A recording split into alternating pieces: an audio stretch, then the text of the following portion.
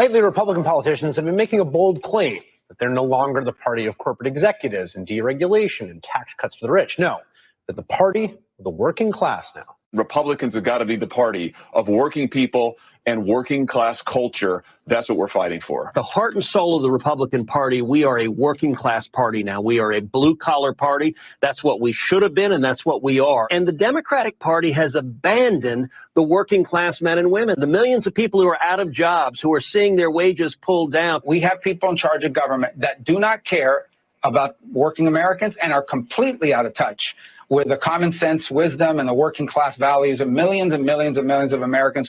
So there you have it. Republicans sticking up for regular people. Democrats, they say, have become the party of woke software engineers in Silicon Valley and out-of-touch coastal elites. And today, the Working People's Party, the Republicans, had an incredible opportunity to make good on their rebrand. You see, the Biden administration has asked Congress to pass legislation to prevent a rail strike. And what it would do is fairly controversial to a lot of folks in the labor movement, because it would force rail workers to accept a contract the majority of those same workers voted down. And the reason they voted down, in large part, is because it contained no provisions for universal short-term paid sick leave. They basically don't have any. So today, the House, controlled by Democrats, right, voted across bipartisan lines to force the rail workers to accept that deal anyway. But there was another vote try to make the best of a bad situation. A second bill on the House floor today, which would just go ahead and provide the rail workers with the sick leave they're asking for. You might think, well, this sounds like a perfect opportunity for Republicans to outmaneuver Democrats on their supposed working class bona fides. But wouldn't you know it, nearly every House Republican voted against the bill, giving blue-collar rail workers some paid sick days. Vote. Welcome to another episode of the Nick and CJ show. I'm one of your hosts. I'm CJ. What's up, Nick? What's poppin', my friends, my family? We are back once again. Welcome to the Nick and CJ show. And as you guys see with that clip, and we have a story we are going to break down that further backs up my original point and thesis I've been explaining to you guys, how we have state TV. We live in a capitalist dictatorship. That there were so many lies there. The lie where Chris Hayes says they are giving the workers what they asked for. No, they undercut their ass. They were asking for 15 paid sick days. They gave them 7, and that will. And also, this is the important part. It will end all future negotiation attempts while they had the most leverage. So even though they was asking for 15, considering how dire the situation was, they could have got more. They could have rallied the people behind them, got more, but no. So not only did they undercut their ass, now they cut off negotiations, period, and make them go back to work. That is what it means to be a scab. And you see how Chris Hayes, he's trying to twist it the other way. Now, don't get it twisted. We smart here. We got critical thinking skills, right? We know Republicans are they play the red-blue game. If it were Trump, they wouldn't be doing this. We all understand that. But when you see Marco Rubio say that we shouldn't interfere with the negotiations, Chris Hayes twists that into saying he's anti-worker. That's incredible.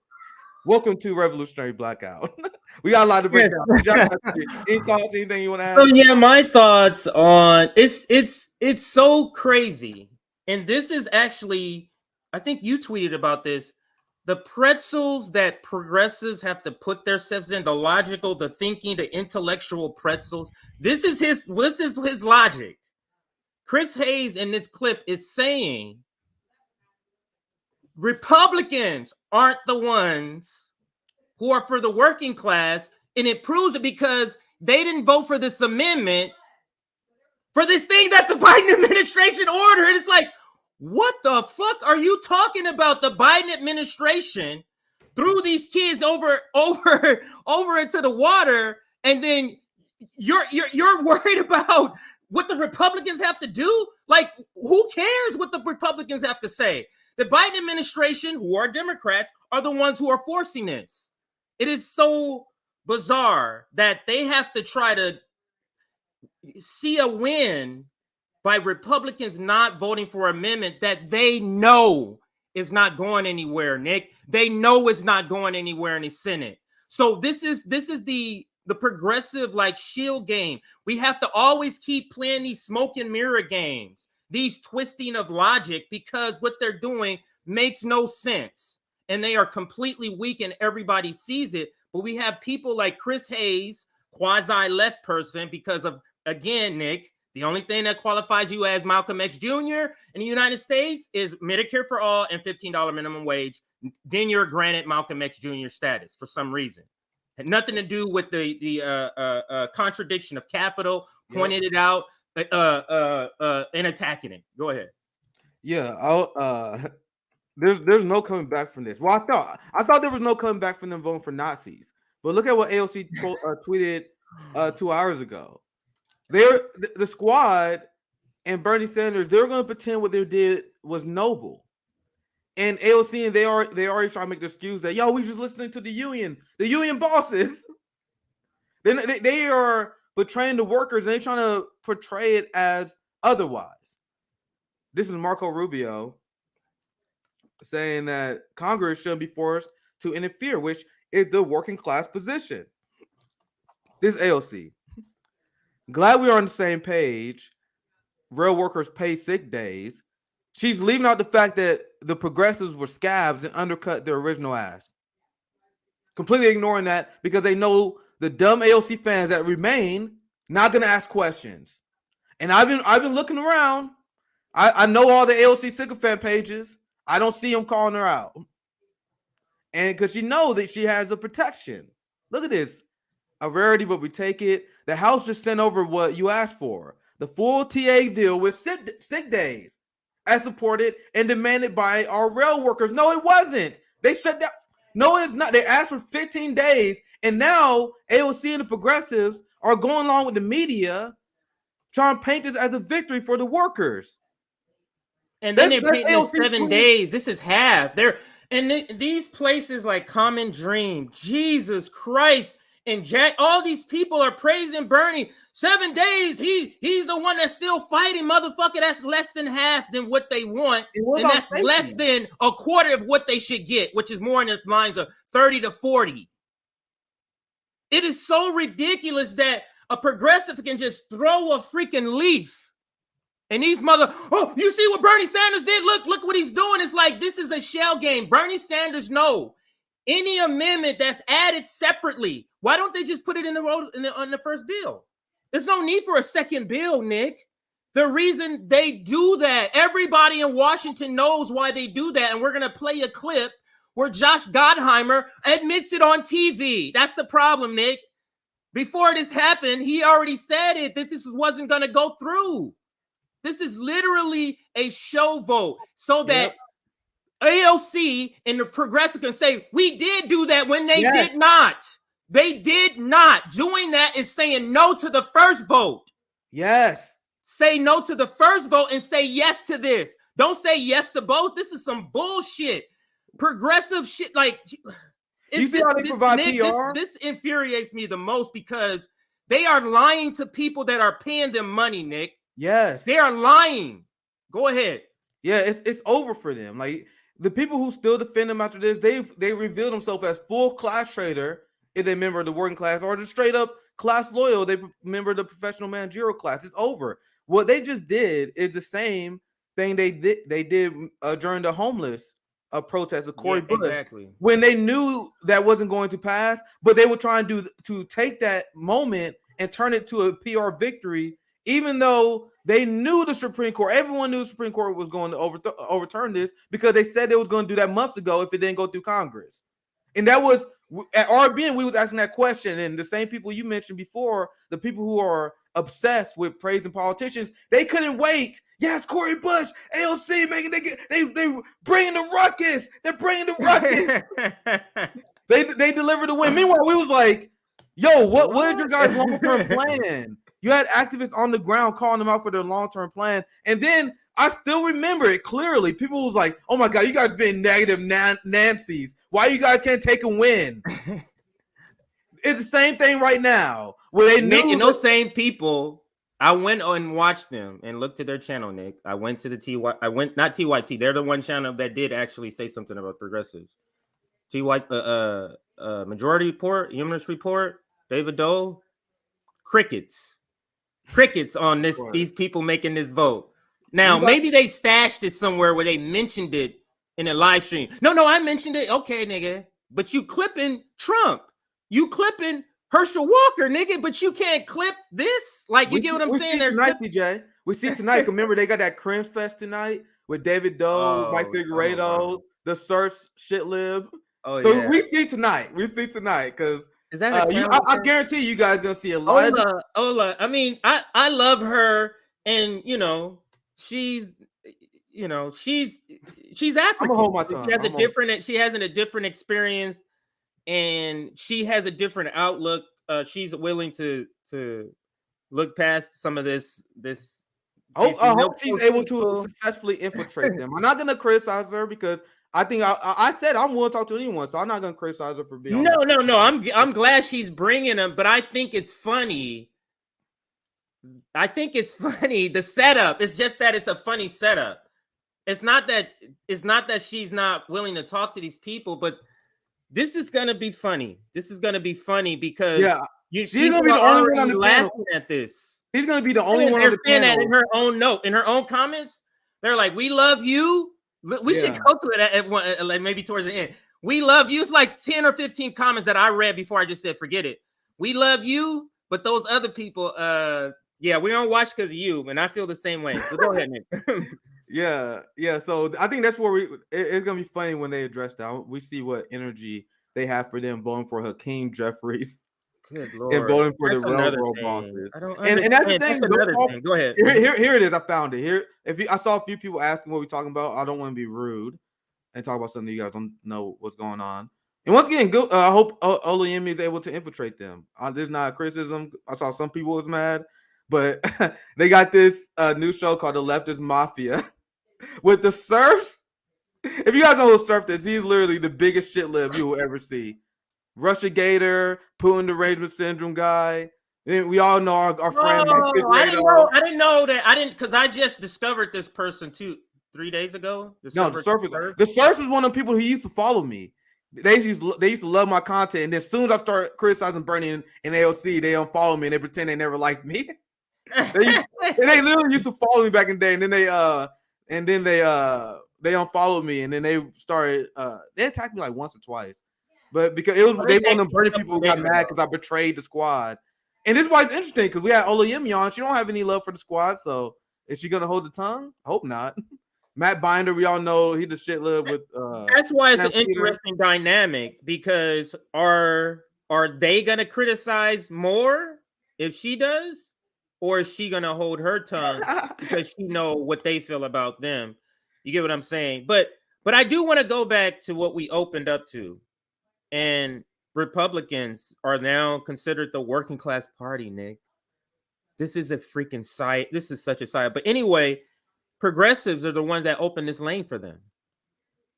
The only reason Rick or Mark Rubio looks like he does is because AOC voted for it. You open the lane by being so close to them. You open the lane. Democrats is neck and neck. You're neck and neck, Joe Biden with Donald Trump. It's because you're so close to them being so terrible. You literally just have to offer something better, and you will be winning in groves and winning like by 70%. But they refuse because they're owned by the same people. But listen to this, Nick. This is what progressives. This is the left. Supporting Nazis, supporting Israel, the Iron Dome, the two bills that they were supposed to vote on the same. We don't agree with the bills, but the BBB and the other bill they were going to vote together, they forgot to hold the vote, and then the other one fell through. Remember Joe Manchin? Oh, I can't support that. And that was torpedo. They support the police state. Medicare for all. What have they done with that? They ridiculously allowed the Senate parliamentarian reason that narrative to go without being challenged, when they know they can just say something. What do we have them for, Nick? What are they here for? That's what I'm trying to say. Now, if I'm a middle of America, white bread, white suburban, white person who voted for these people, I'm like, these people are great because they're delivering for what I want. the police state, funding Israel. I don't need Medicare for all. You see what I mean? Like, what are they here for? I don't understand. Tell me legislatively, what are we getting progressive at all? In fact, they are actively being worse. They're taking money from the working class, pretending to fight for them, and they are providing shield and building political capital for the military-industrial complex and the prison-industrial complex. I explained this before. Why do you guys think AOC keep tweeting about how unsafe she feels?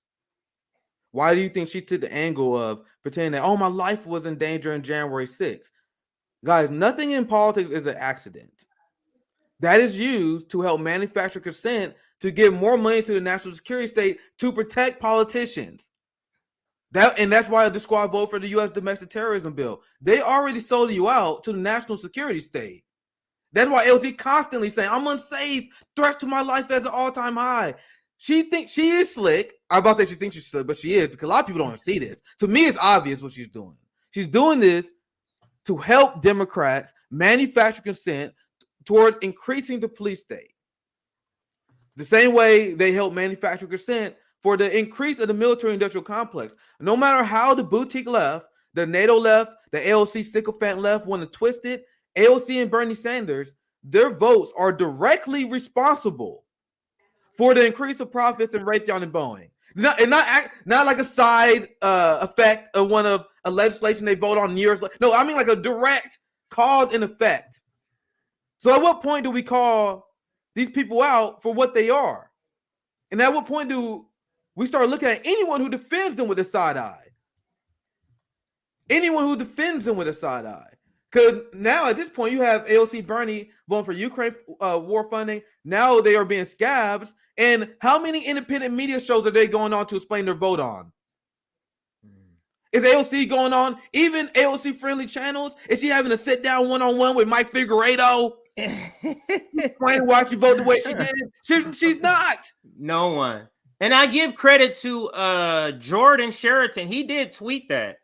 He said something like, now, of course, he's looking for them to go on one of the DSA friendly ones, but he said something like that. Now, after this vote, the squad should come on an independent media channel or something like that and explain what, their vote and what the hell is going on. He did tweet something like that yesterday or something like that. Yeah. So like, that's why it's over. A lot of these people are just standard Democrats now. Anyone who's still defending the squad.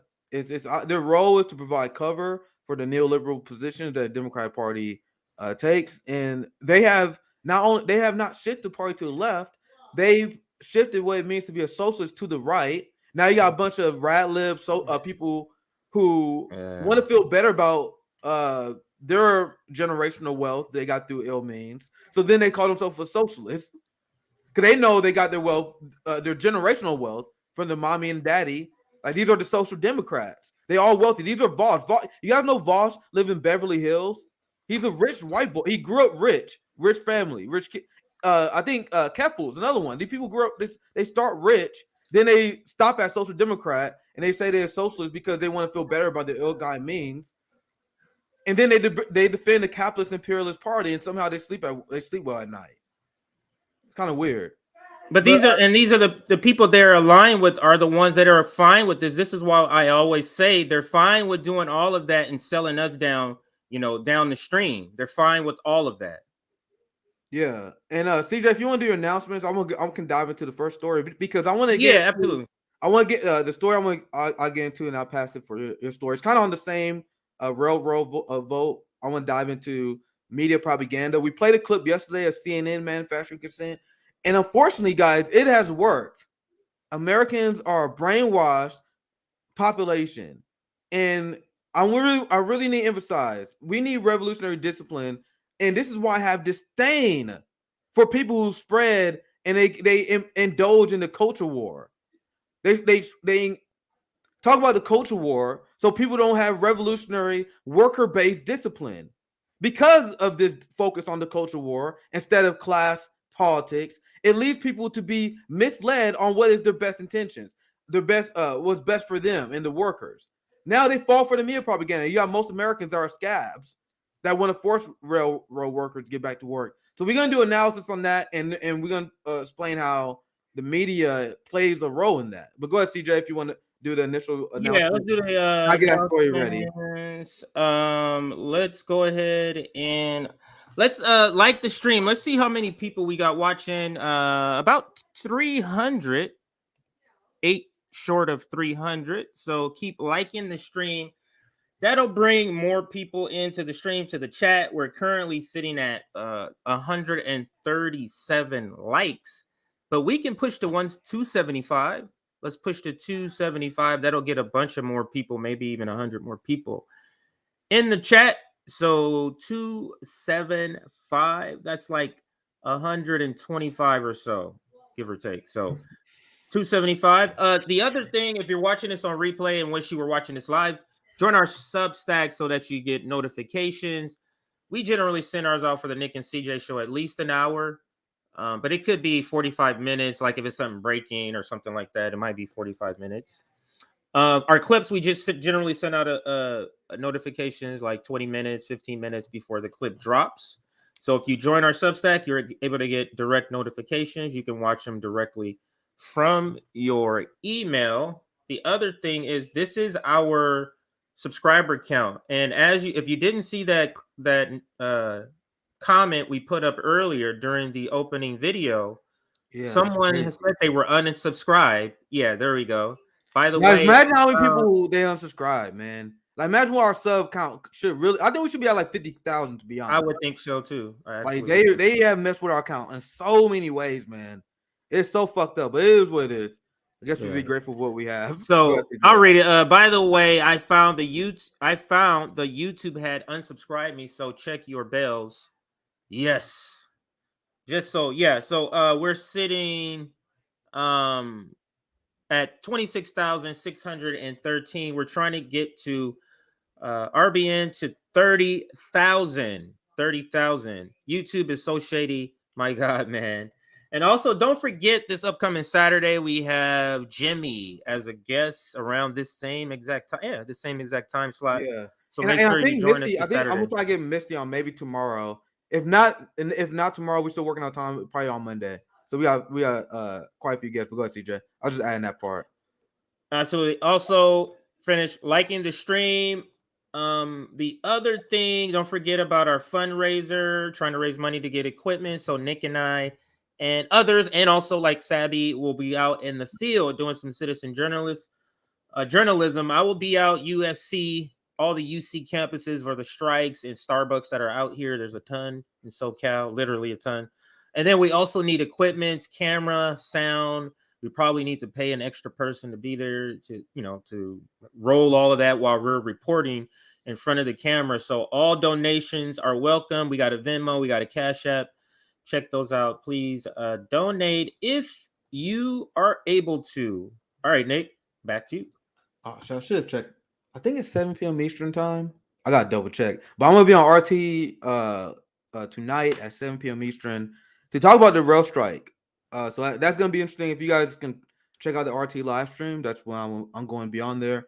Because I was obviously talking my shit, especially to all these people who constantly apologize for the Democratic Party, pretend that Joe Biden pro-labor, pretend that AOC is on their side. So I will be on RT tonight as well. Now, regarding this story, now let's do an analysis on what is going on outside of the personalities. Now, let's talk about how the system works, the society works. And I'm gonna continue. This is like almost like a part 3, 4, 5 of my series where I keep talking about how we have state media and we are a capitalist dictatorship. Now, what I love to do, especially as Marxist, I see the language that capitalists use to describe socialist states and communists. What I do, especially to shock the consciousness of capitalists, I use the same terms they use against us. Every single term they use against us applies to them. They have state TV. They are a capitalist dictatorship. And now this rail strike and the insane propaganda that the corporate media have engaged in is probably one of the best examples of what I mean when I say the United States is the most propagandized country in the world.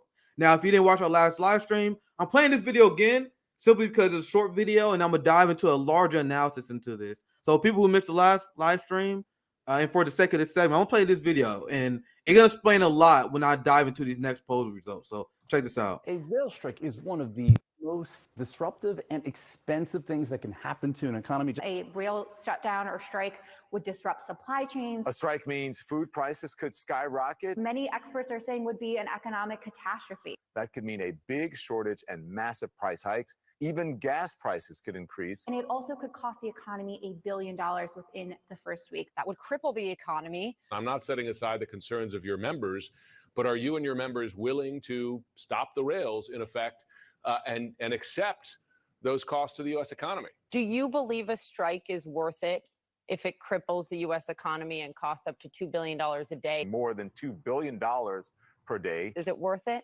And on top of all of that, the holidays are right around the corner. So a little less than a month right before Christmas here. Especially right before the holidays. President Biden warning, if that happened, it would devastate the economy if we had a strike like that. So joining me now to talk about this and a lot more is Bank of America. It's Brian Moynihan, chairman and CEO, one of the biggest banks in the world.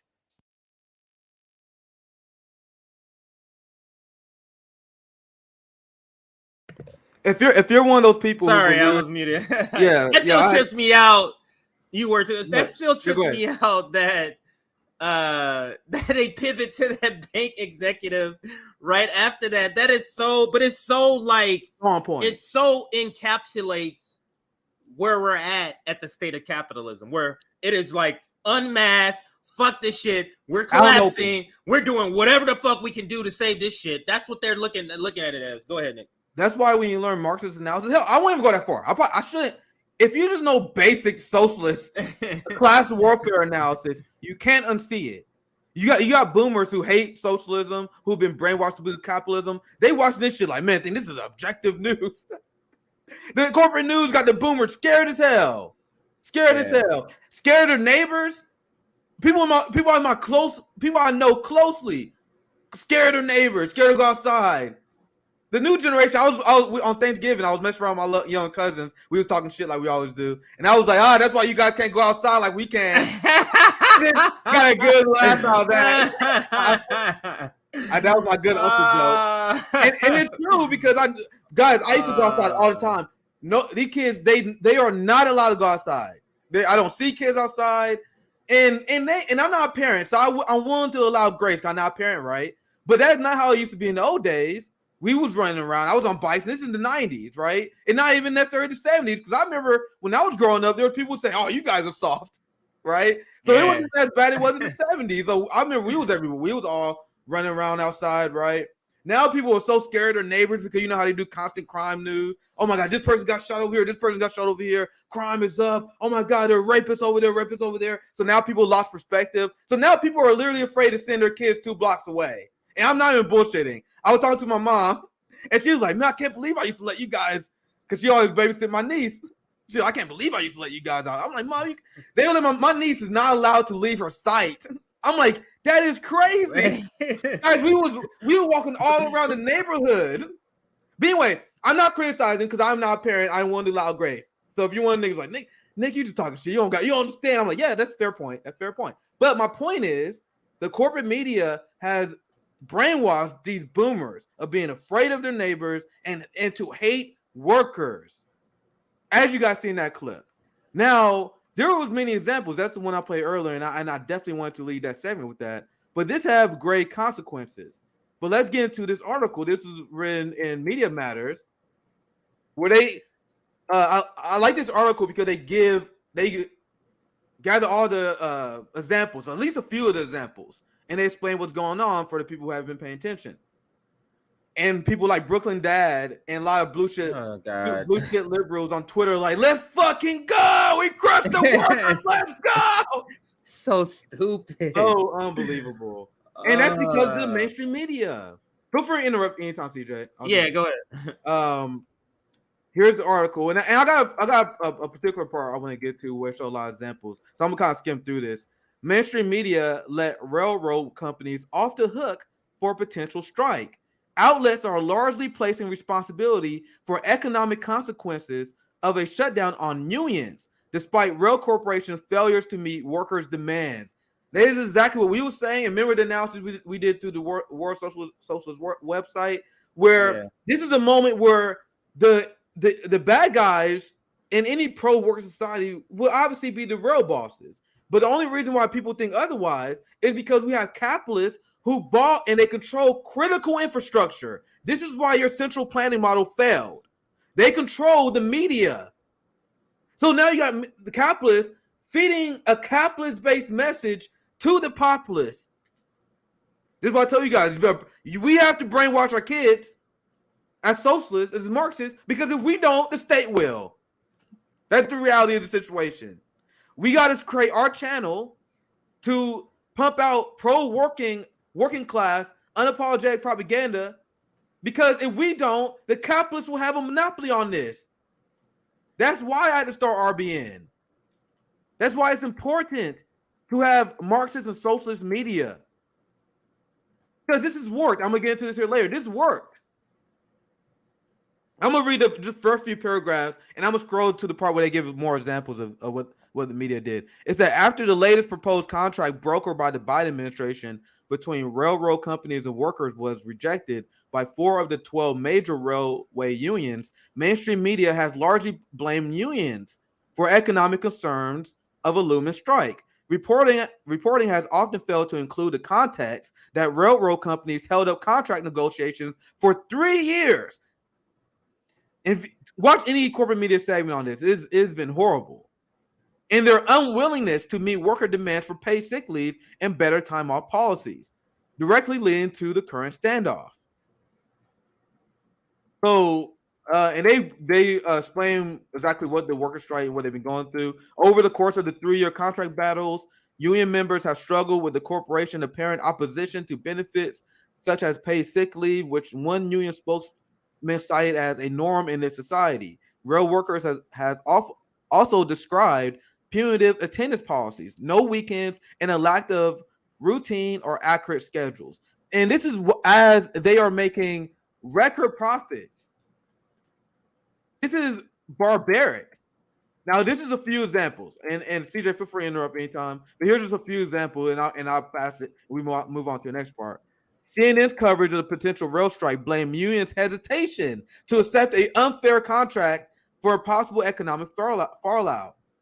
You had on November 22nd, Don Lemon asked Smart Transportation Division President Jeremy Ferguson about the union's plan for the next step in negotiation, suggesting that a potential rail strike could affect Christmas presents arriving on time. Oh my God. Oh my God. They weaponizing the holidays. The show did not interview anyone from the railroad corporation side to question them about their responsibility. In a corresponding segment the same day on CNN Newsroom regarding the impacts of a potential rail strike, CNN reporter Matt Egan described the potential strike as a mess.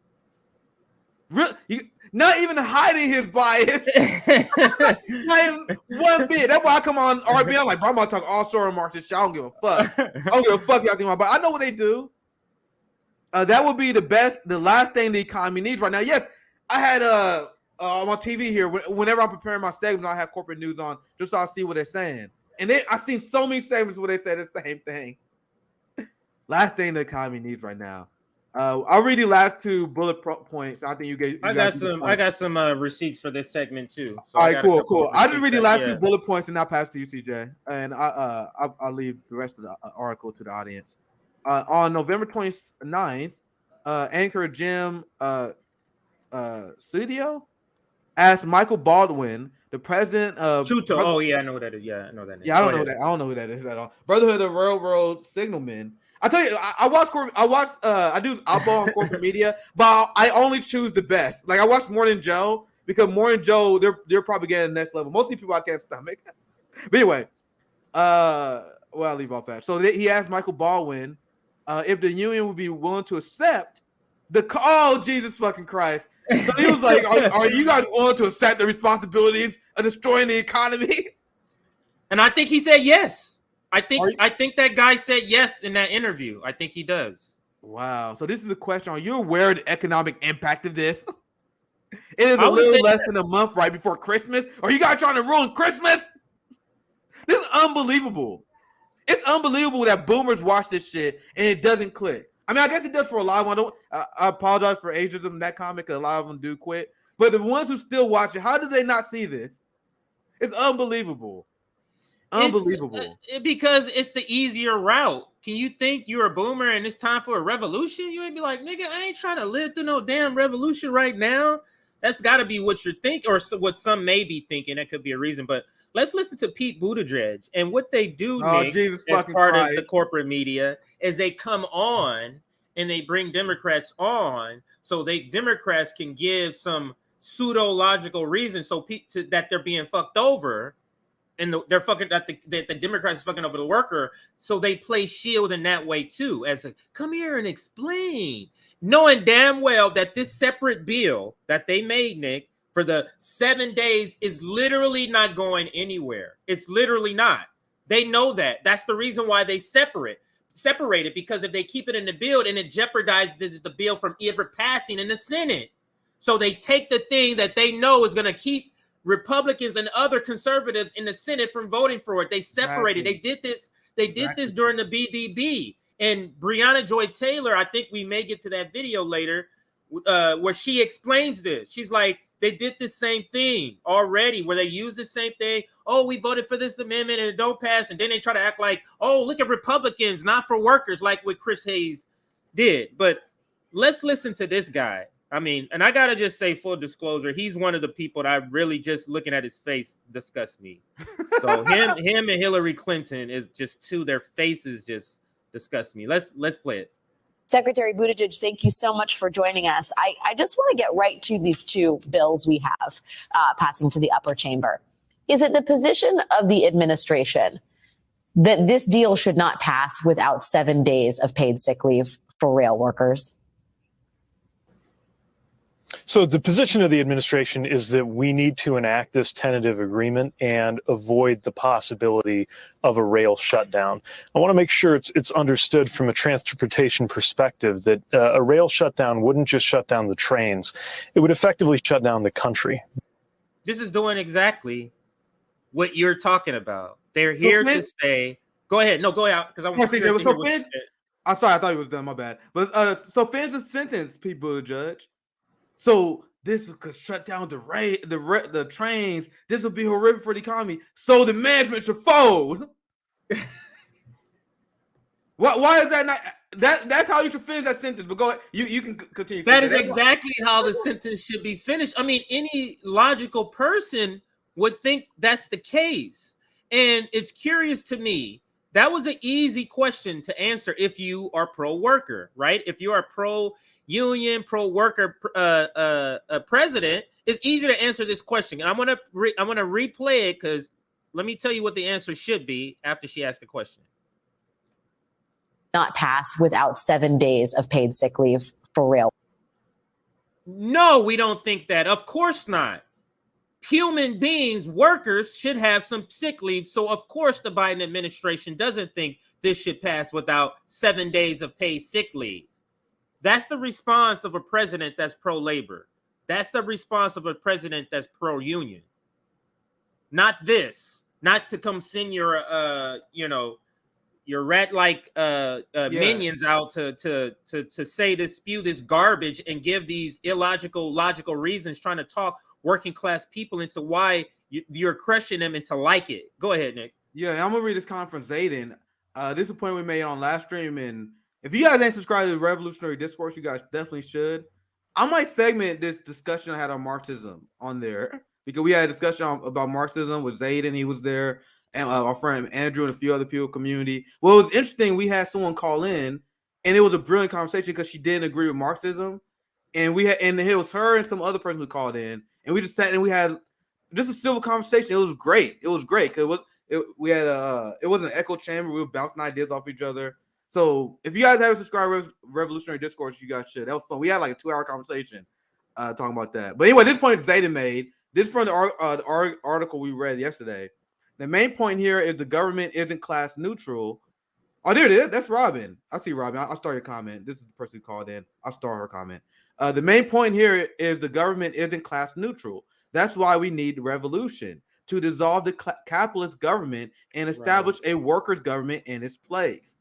So I literally might do a segment on that because it was a really good discussion, even though we didn't agree. No, I want to be in on it too, because that is a discussion because you and I, I'm going to bring this back up because we're talking about Marxists, because you and I were just falling over this article yesterday in this part. So let me read it again, because it goes, this is the Marxist analysis of it. The struggle of the railroaders to, and I'm glad you said Robin, so I'm glad, I hope that she's here to read that's this. her. I'll put a comment. She said, that's her. So I'm happy she's here so she can hear this also. Yeah, she wasn't apologizing for capitalism. She had an interesting take. She was more of a socialist, and we was having conversations. It was me, Andrew, Zayden, and it was a great conversation. Like literally, I might put it up. It was very civil. We were just bouncing ideas off. So. Good. Go ahead. No, in a good way, and I'm happy. And this proves like RBN. That's why I reject the echo chamber. But sorry, go ahead, CJ. Right, like when you are speaking to what working class people are feeling and the truths of their lives, that's why we have a balanced audience, because that's what we're doing. We don't have anybody paying us. We don't have an industry paying us to push anybody a certain way. We're here saying this is what we see. This is bullshit. These are the people that are doing things against you. And people hear that say, okay, they're calling out everybody. So at least I know they don't have like they don't have anybody paying them off, because they're saying everybody's corrupt. And this is what we should do. Now, even if they don't agree with our methods, they understand like we're not here trying to push you any other way, but then to like a better way of life. Big shout out to Davis too. I don't know him. Davis is a African Marxist I talk to all the time. I call him very, very smart. That dude is smart as hell. Probably smarter than me, straight up. No, I was on. I think I was on one time when I heard him. Yeah, and he was Davis and I'm sorry, I don't want to get your name wrong. Davis and Robin had a long discussion. It was one thing that I literally might clip that from Colin and make it as an RBN segment, because that conversation was literally just that good. But anyway, CJ, go ahead. We should analyze it on the show one time. Maybe we should. It was a good. Go ahead, CJ. Go ahead. No, but you were saying it was a good. Yeah, like maybe do that on the next.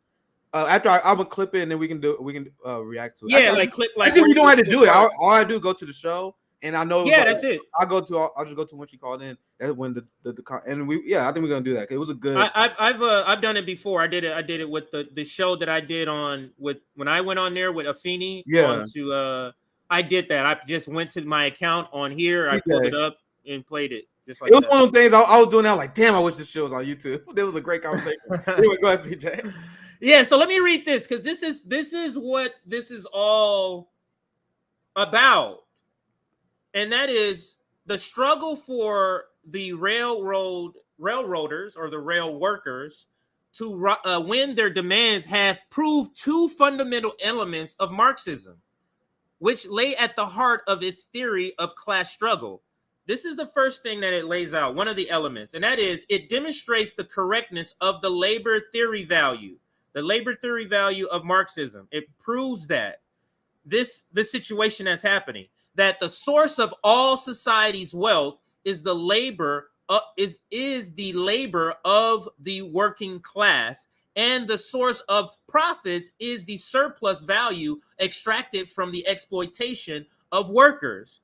This is the economic source of exploitation in capitalist society. We're seeing it right here, and capitalists and their management class, we call them Congress, is coming in and say, oh, no, workers, get your ass back to work so we can continue to exploit you. And let me just read the second, I'm not going to read the more details, but I'll read the second point so we can keep this short. Second, it proves the character of state as an instrument of class rule. And you were just talking about this. This is the purpose of the state. The contradiction between worker and employer cannot be resolved by them. So the state is here to enforce what the capitalists want, the owner class wants. And here's a quote: the executives of the modern state. Marx wrote more than 150 years ago, the executives of the modern state is but a committee for managing the common affairs of the whole bourgeoisie. So just wanted to make sure we included that part, Nick. Awesome. So did she have a comment you wanted to throw up? I didn't see it. Okay, I want to get to this part of the story as well. After you broke that, I want to get finished breaking that down. Now, the reason why we have to call this out, and honestly, one of the reasons why I started my original YouTube channel, because I realized, and remember, this is when I was still part of the Bernie campaign. Even at that point, I was like, yo, this capitalist media is crushing us. And these social democrats not fucking helping. So I'm like, dude, we gotta get media. We got to install, we gotta put our own working class propaganda information out there to counter the corporate media. Because there are a lot of people who disavow communism, capitalism on the quote unquote progressive media side. And that only helps the capitalist class. Whether they know it or not, the CIA and the capitalists infiltrated unions, and they installed social democrats to be a suitable opposition to capitalists, because they saw the communists who organized the original worker rights that we got through the unions, and they was terrified of those motherfuckers. And then hence the red wave, the red fear, the fear monger, the McCarthyism, which we're going through again today. Now, I got into media because what the compilation that we showed you guys, despite how ridiculous it sounds to us because our mind decolonized, it got these boomers scared. I'm saying that because they're the only people that watch. Like when you look at CNN, like their prime demographic between like 17 to 50 is abysmal. Mm-hmm. Literally less than most independent media. Like 80% of their audience is 65 up. So I'm not being an asshole. That's the people who are watching, and that's the people who are polling here. Look at this new polling. Most Americans are scabs. And I know there are a lot of people who respond to this like, oh, Nick, you got remember polls are manipulated. The guys, it's not, I don't care. Like, these numbers should never be like this. It's the same with a lot of things. Like, the number for Medicare fraud should always be 90%. The fact that it's not, I don't care how they ask that question, we got work to do. So I'm sure they did some shady shit in this poll, but the fact that Americans still are bootlickers of this proportion is exactly why I got into independent media, and exactly why we got to continue to be aggressive, straight up. They're the same message I gave at the start of the defund police movement, where I was saying, yo, I don't care what the polls say, we behind that, I mean, we got to work harder, because there's no way we got to change our message that is correct. So here's the new polling. Most Americans are scabs. And an interesting point, that another theme that is breaking the minds of social democrats, Democrats are constantly proving themselves being to the right of MAGA Republicans. Yes, I said it. I showed you guys a poll earlier where moderate Democrats are to the right of people who consider themselves far conservative. So literally MAGA Republicans are to the left of liberals on criminal justice. Now, because of the two-party system and the fraudulent idea of one party resisting the party leader, now more Democrats are more anti-labor than Republicans. And don't get mad at me for saying it. This is from YouGov. So let me read it. I'll give you a reaction, CJ. Mm-hmm.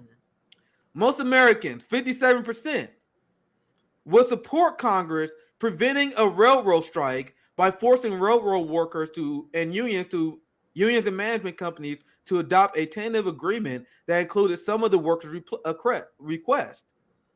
And that is because of the propaganda on CNN that we just showed you. That media just broke down. Democrats,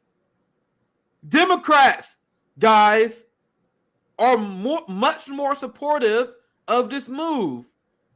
And now, to be fair, I do acknowledge this as well, because it originated with Biden, a Democrat. Now, I bet you these numbers would be flipped if it was the other way around. We all know that.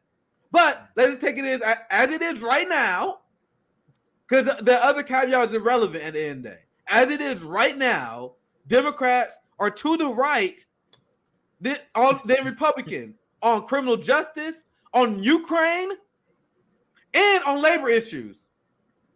Incredible. Now, Republicans, 54%, still not good, but that's a large chunk. That's millions of people we're talking about, hypothetically here. And shame on the 45% independent. Shame on them. I'm sure a lot of like, even if you're a libertarian, like who are those people? Libertarians are against this. Libertarians are against this because this is a government overreach. Who are these 45%? The fuck? Like for real, who are they? I don't know. Nobody Sorry, knows.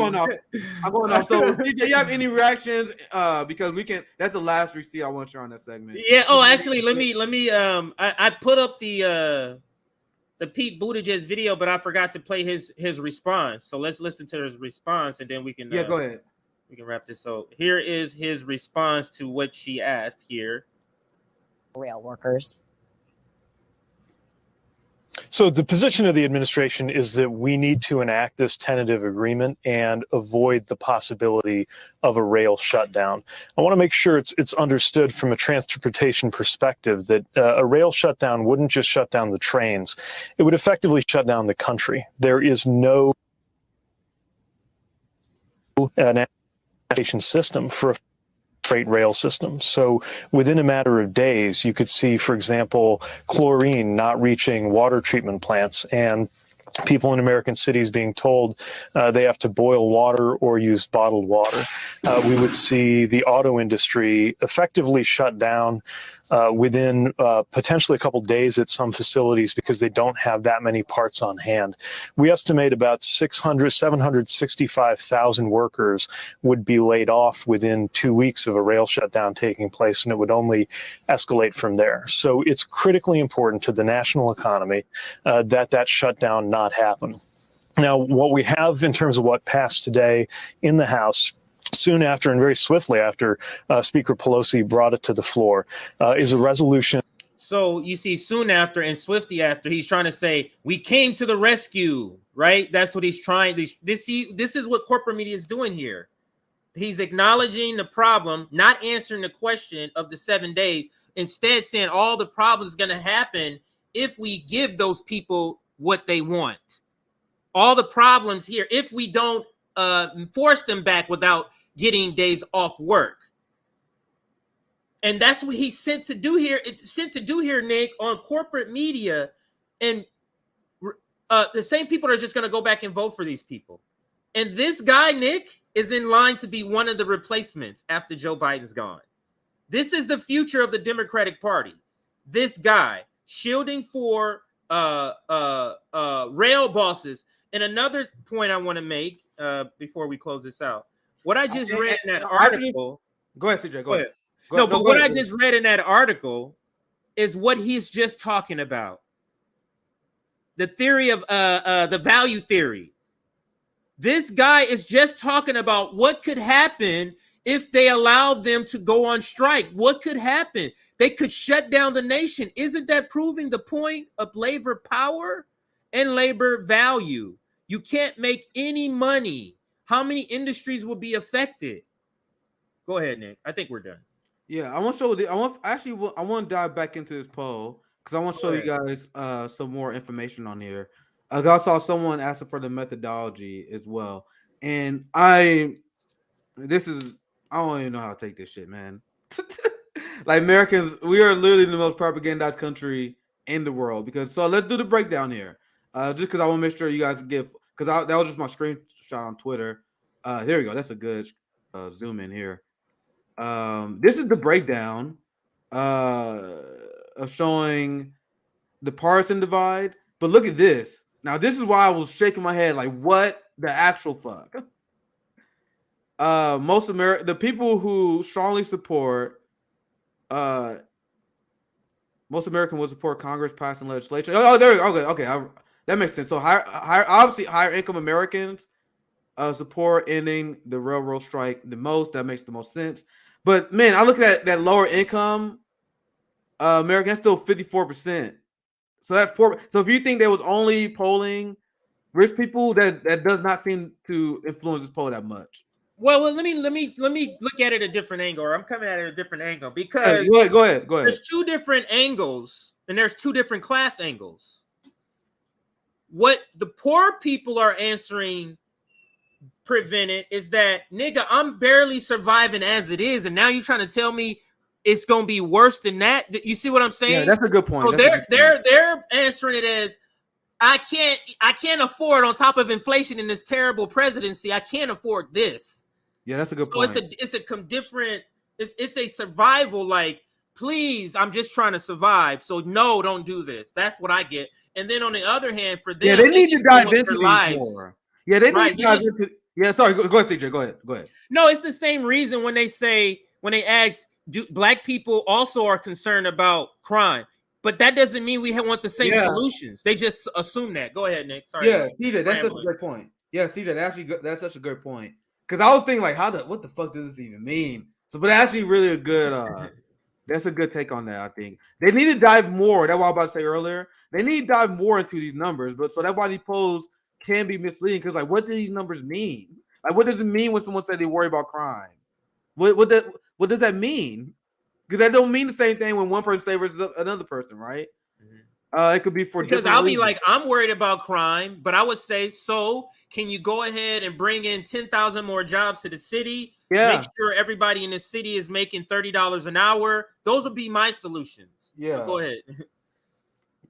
This is another one I saw. This is like another question, but I think I'll be quick on this. There's a lot of questions last year. There'll be last one. It says, should the country prioritize economic growth or workers' rights, or in considering possible rail strikes? And there you go. So this makes more sense now. Low income workers largely say we should be focused more on workers' rights. So there are a lot of people confused here, obviously, because that number. No, that's how you ask the question, Nick. They psychologically made these questions to come out however they want them to come out. Because, like I said, people don't want. If you tell people that the rail strike is going to shut down their food supply, they're going to be like, hell no. But then if you say, should you prioritize workers' rights, then you see it's all in the framing of how you ask the question. Dude, this should be the headline. You see the headline and what they led with? Shouldn't this be the headline? Yes, not if you don't want. Dude, if you want to discourage people, man. I'm actually glad Sorry, go ahead, CJ. I'm glad I don't. No, you didn't interrupt me. I'm just so frustrated. These people are using so many tools to manipulate the pop. They're using so many tools. They own all the levers of manipulation, Nick. YouTube, Nick. We can't talk about COVID or a war to a certain extent. Like, but this is a free. But at the same time, they can say this is a free country, free speech. Look at Russia. Look at China. Look at them, nigga. What? Look at them, and. Go ahead. So I probably got clickbait here because this part is actually the most interesting. I think this is the most telling question, actually. You see how it's buried? I had to scroll all the way down to get to this part. Now, so when low-income Americans say they are concerned about the railroad strike, they are like, okay, let's increase their workers' rights. You guys see that? But they don't lead with that in the story. In the story, you scroll all the way up. Most Americans support Congress intervention. This is clown shit. What? That's straight up. Now, even like you see, most lower class Americans want workers' rights though. And now, if you look at middle income Americans, they are split 39% to 38%, 23%. That's because middle income is very broad. So there's lower middle income and there's upper middle income. Yep. You see? And then higher income adults, they want full class warfare. They care about their stocks, economic growth. And here's the note here, just for you guys to know, because I read this earlier. Basically, what they're using in the poll, they say lower income adults refer to people making less than 75% of the median national income. Middle income refers to people in between 75 to 200%. And then higher income people refer to people making higher than 200%. That's just what they put on here to note. But CJ, I know you about to say something, and that's the last thing you can have final thought on this segment. Yeah, we can close this out, but it's proving that state and media are fused together. They are working in conjunction. They're owned by the same class of people that are donating. So the management, the managers who are just simply managing the affairs of the ruling class, right? The ruling class owns the same station. You see how they got this fucking set up? They own the people that make the laws and make sure they don't make laws against them. Then they own the people and or entities that supply you the information so they can trick you while they drip your fucking ass. You see what they do? It's a fucking plan. It's so set up. You got to turn the fucking TV off unless you know you're analyzing it not for information. You're analyzing it to pick it apart. You can't be looking at news thinking you're getting it for information. It's literally better not to watch the news. Yes, it's better absolutely. for you not to watch the news because then you'll be judging off your instinct. And your instinct is a lot better. Like you said, you've given examples of your brothers and your sisters. That's natural instinct. They could say, that nigga Pete Buttigieg, I don't trust that motherfucker. Yeah, I don't trust him. That's natural instinct. Go ahead. Yeah, and I told you guys as well, my sister who don't watch corporate news, she said the reason why she's not in politics because she knows the politicians don't give a fuck about her. About her. So she don't watch corporate media. Imagine she watching corporate media from age 5. She's like, oh my God, we gotta make sure we show up at the midterms. That's what happens to people. Now, I told you, I got a lot of people in my family apolitical, but that's why I don't allow people to exclude the 50% of black people who don't vote. Because people say this all the time, black people support Democrats. I'm like, no, they don't. About 35% at best do. Okay, you got to take out the 50% that don't vote, and then among the people who do vote, that's 80% Democrat. So that's really, in reality, 35%. And then out of that 35%, how many of those people are voting Democrat because they're passionate about it instead of people just doing their civic duty? I guess I vote Democrat, right? So in reality, most black people don't really fucking like Democrats, and that blows the consciousness. There have been so many people who got caught guilty of repeating this, even progressives that I have called out before. But CJ, any announcement, anything else you want to add? We can do the China Taiwan segment, or if you want to do another segment, I'll pass it to you because it depends on what let me do this quick. Let me do this quick segment. It's just a wild strike video just to show people what wild striking can do. The last wild strike is like a 7-minute video, so maybe the segment will be sir. I'll be right back, and then we can move to the next one. But first, let's go ahead and do some announcements. And actually, where is the? Maybe I can hear the video in my ear, so let me stop. It was video. Infectious. It just kind of everybody. So we're going to talk about the strike that couldn't happen, and it's about Wildcat strike, the last Wildcat strike. But we're going to cover that video and that segment next. Since we're talking about the rail workers, they can still go on a Wildcat strike, which is just an unapproved or unauthorized union leadership strike, just the rank and file going out. So let's get to announcements. That is comments and like checks, and also this here. Subscribe to our Substack if you want to get notifications. If you're watching this on replay and you wish you were watching this live and you want to get notifications of when we go live or our clips, join our Substack and we will send you notifications generally for the Nick and CJ show 60 minutes before, and for clips maybe 15 to 30 minutes before we will send those out. We're sitting on 288 likes. We hit the target of 275. Let's go to the next target, 375. We have 450 people watching, so we can easily go to 375 likes. So let's push to 375 likes. And that'll bring in a lot of people for what this next segment is going to be. It's called Wildcat Strikes. Just want to make sure people know what it is, and also talk about the last successful Wildcat strike, which actually was mail carriers in the United States in the 70s, and it was massive. So this is very inspiring. Anyway, again, 288. We want to move to 375 likes. 375 likes, and let's toss up some comments, Nick, before we go to the next segment, just in case people are still got questions for this last segment. Nick and CJ show, yes.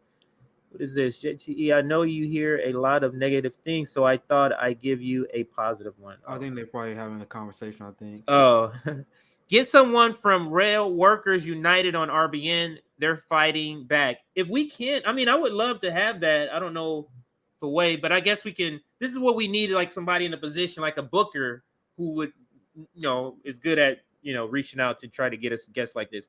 I've been in several protests and everyone was nonviolent, civil disobedient, because during the Wildcat strike, it gives law enforcement an excuse to shut it down. And so President Jesus, if you're still here, elaborate more on this. Because he said Crystal was trying to spin this morning. It was all just a strategic misstep. So I don't want to bash her before I know what happened because I didn't watch the video. But did Cristobal apologize for AOC? Elaborate more, because that would seem like you're saying. That Go cannot ahead, be TJ. it. That cannot be it. If that Come what on, are I these can't. people I don't want doing? to bash Crystal yet because it's like, geez, there's no way you sunk that low. There's no way. There's no way. It just doesn't look trustworthy. Crystal and Kyle Ball. People got jokes. All right, so I think that's it. Let me see if there's one or two more before we get started into the next Yeah, make sure you guys leave the super carriers chat. need to strike again. Yeah. What did you say, Nick? Milk? Yeah, if you gotta leave a super chat, I can get to it, but we can get to the next segment. Yeah, so here, this is a brief segment. I just really wanted to play this video. If you want to stop it just for questions, this is really informational, just to kind of inspire people. So let's listen. The eruption broke out in New Jersey and Connecticut. Within 2 days, it spread to 9 other states, threatening to engulf the nation. Cleveland, Akron, Buffalo, Chicago, Dearborn, St. Paul, Denver, San Francisco. The strike shut down or curtailed service in 30 major cities. It was infectious. It just kind of ignited the rest of the country. And it was just built up anger and tension and the support of our brothers and sisters in New York that caused those in Cleveland and I assume in Chicago, Detroit, Los Angeles, San Francisco to walk out. The strike vote, I believe, on Saturday morning was like 9,500 to about 800, something like that for strike. The world's largest mail service was on strike. It was the first major strike against the federal government since the signing of the Constitution 183 years earlier, the largest walkout ever. The Nixon administration cynically offered to negotiate the demands if the postal employees would go back to work. But the striking workers hooted down these assurances and stuck by their guns. This time they wanted actions, not promises. The president got on the air and admitted that we deserve a raise, yet he's fishing around. What is he waiting for? He admits we deserve it. Why don't he give it to us and let us go back to work? At the president now who takes it and admits that we need this here, that tells us now to go back to work and then we'll talk. Organized labor does not do that. We'll stay out until he decides to talk and gives us what we're asking for, and then we will go back. That right there, that quote right there is like, we're not going back to work. We're going to stay out and do this. Now, I understand this is without union authorization, union head leadership, that they just decided to go out. People don't understand. The mail carriers used to get paid, were treated awful. They had terrible working conditions. And then this strike, this Wildcat strike, is what made, you know how now the postal service is looked at it was like black folks looked at that as this is a great job, great government job, pension. It was because of this strike. This strike brought all of that and made this like sort of lower end sort of working class job and made it more prestigious, that how it looks sort of over the last maybe 20 or 30 years. Let's listen to a couple more minutes and then we can move on to the next segment. Go back to work. And I'm asking for the understanding and support of every American of this decision that I have made in behalf of our country. Right on, we're going to keep going.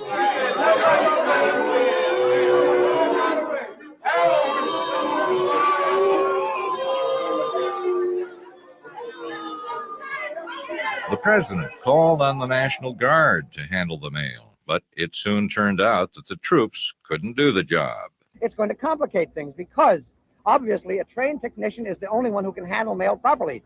The mail is bogged up now, and as soon as the Army or Navy or whoever gets in there, it's going to be a mess, a messier mess. Even in the General Mail facility, when they brought in the National Guard or whatever groups they brought in, most of them didn't do any work because a lot of them were also postal employees. In some instances, I heard that management would order those who were postal employees to train the others who weren't. And I think that training was very perfunctorily performed. So Confronted with this situation, the Nixon administration began to deal seriously. And for once, the deal was to the advantage of postal workers. So they held out. People tried to force them back to work, and they held out, Nick. They held out on their own. And Nixon had to come back with his tail between his legs several days later, or maybe a couple of weeks later, and had to, because they tried, oh, fuck you workers, y'all gonna do that? Okay, we're just gonna bring, you know how they try to bring in scabs, we're gonna bring in some other people. They brought in, they didn't know what the fuck they were gonna do. National Guard didn't know what to fucking do. So they had to bow down and give them what they wanted.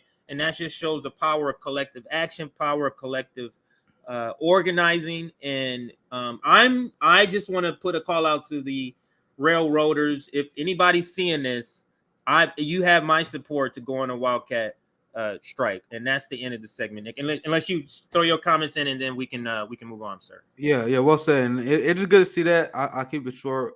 Americans just need to get back into radical class solidarity. What a lot of people don't like to bring up is during the worker rights campaigns by unions, scabs often got the shit beat out of them. As they should. I'm not advocating for anything because I'm on YouTube. I don't want to get in trouble. But I'm showing you the kind of mentality that Americans used to have on worker issues. I'm not saying anything. I'm saying that's just how serious we gotta take this shit. How serious, like we gotta be militant. There's no apologizing for the squad at all. At all. It's done. It's over. Anyone who's not unapologetically class loyal to the working class after how our oligarchs have treated us, after all the lies, after all the deaths they are responsible for, that's about unacceptable now in the age of information. So I'll wrap the segment there. Any last thoughts, CJ? Yeah, somebody want to know. I can tell you if you want to go watch this whole video. It's called "The Strike That Couldn't Happen." There's a part 2 and a part 1. I paid you part 2 because I just wanted to get right into the strike part in that segment. But there's a part 1 and 2. They're both short. They're like 10 minutes each or less. And it's from the American Postal Workers Union. So it's actually on their website, American Postal Workers Union, where you can find that clip if you're interested in checking it out. Let me toss up a couple of comments. I see a couple of comments on the segment, and then Nick, I'll pass it to you for the next story. What are you going to do, Eric, or something else? The Taiwan story. Taiwan. Okay. Yeah, I'll be right back. All right. So let's read a couple comments. And since Nick kind of went out, I'll play this as I'm playing some of the comments until he gets back here, because it is some good information in the rest of this video. It actually got retroactive pay. So I'll throw up your comments as we August listen back to until April, Nick gets back here. Reached top step in 8 years, collective bargaining, binding arbitration, and also I think April was an 8% increase, followed by a 6% increase in August.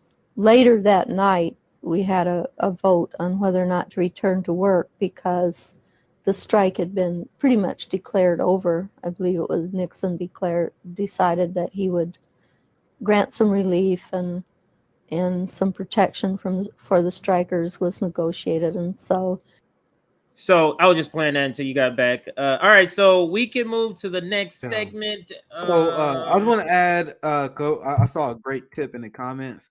I'll just keep it short. Breaking news. Let me put the tweet up. The Senate votes for the deal. Let's pull this up. Breaking: the Senate voted down a deal 52-43 that would have granted rail workers 7 paid sick days. This was the crux of the rail strike standoff. Railroad workers in the U.S. did not receive a single paid sick day. Let's see if I can find some more story. There's a tweet from Ryan Grimm. Yeah, the Senate voted by margin 5 not voting in favor of 7 sick days for railroad workers, but 60 would need to move forward. So it failed. So it failed in the Senate. Sorry, I misread the comment.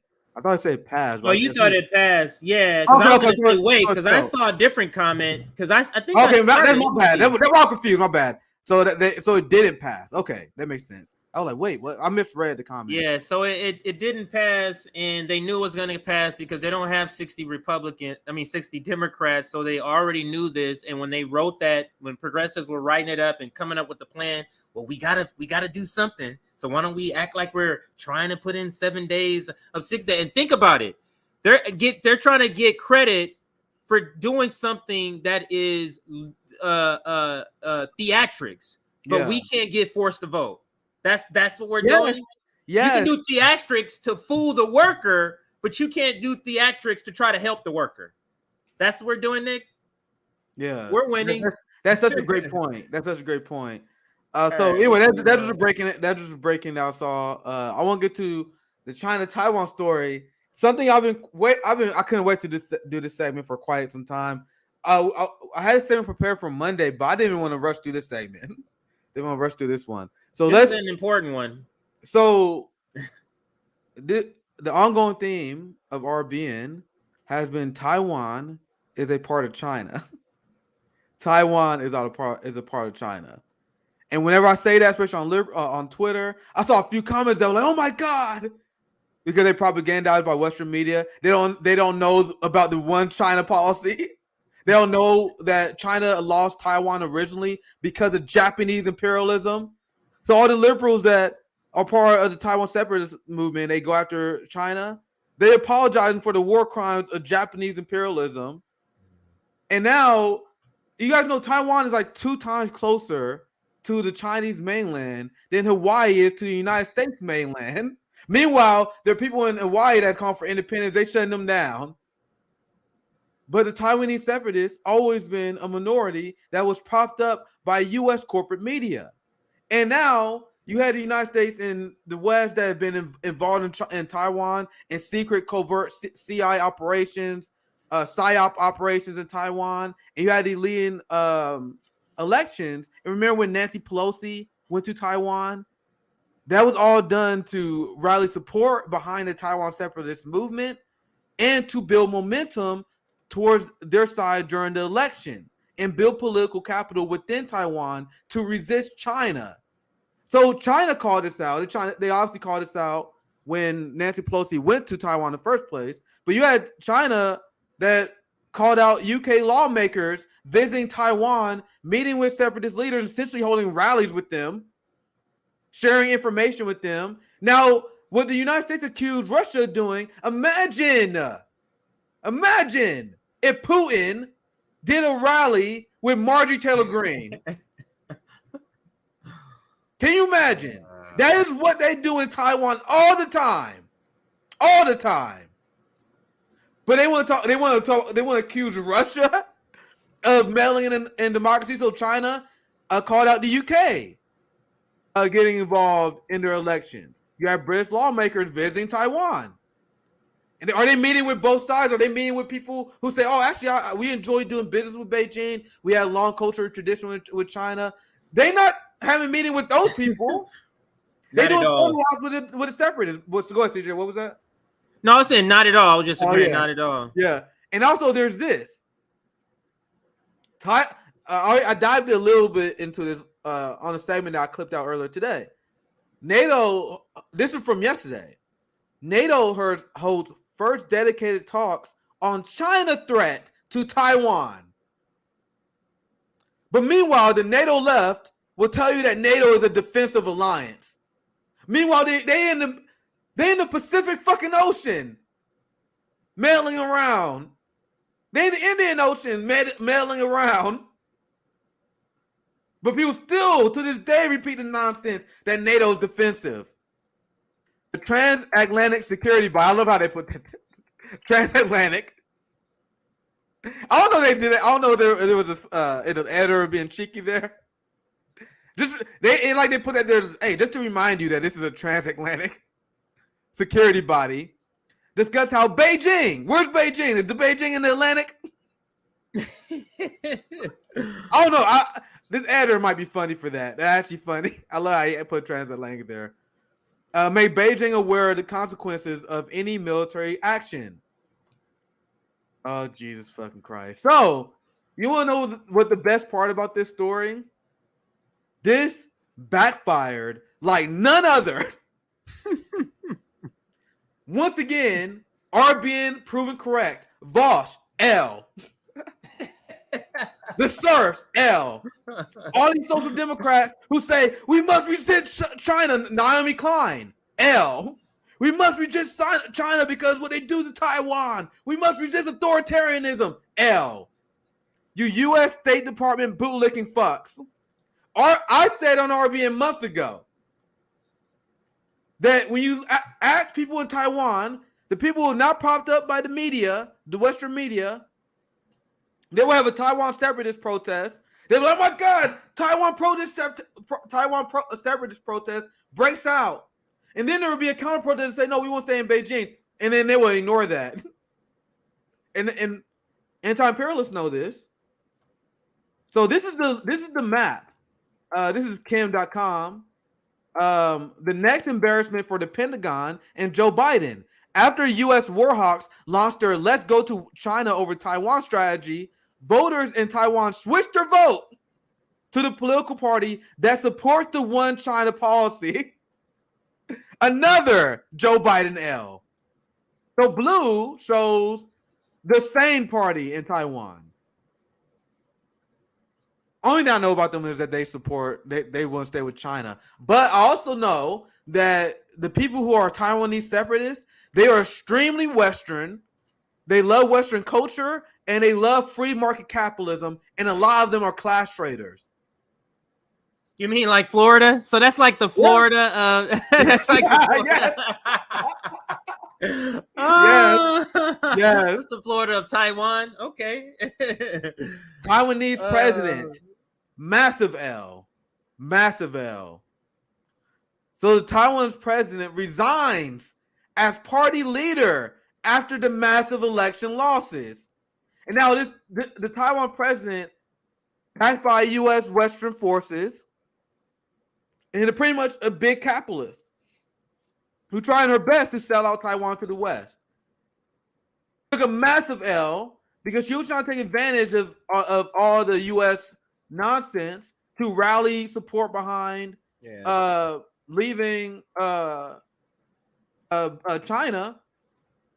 And I'm gonna read this part here because I cut out, just for a second time, I cut out the part of the article I wanted to read because they give a lot of context here. Here's another tweet. Western media is largely silent on this major news from Taiwan. Giant news that the president's party has officially been defeated.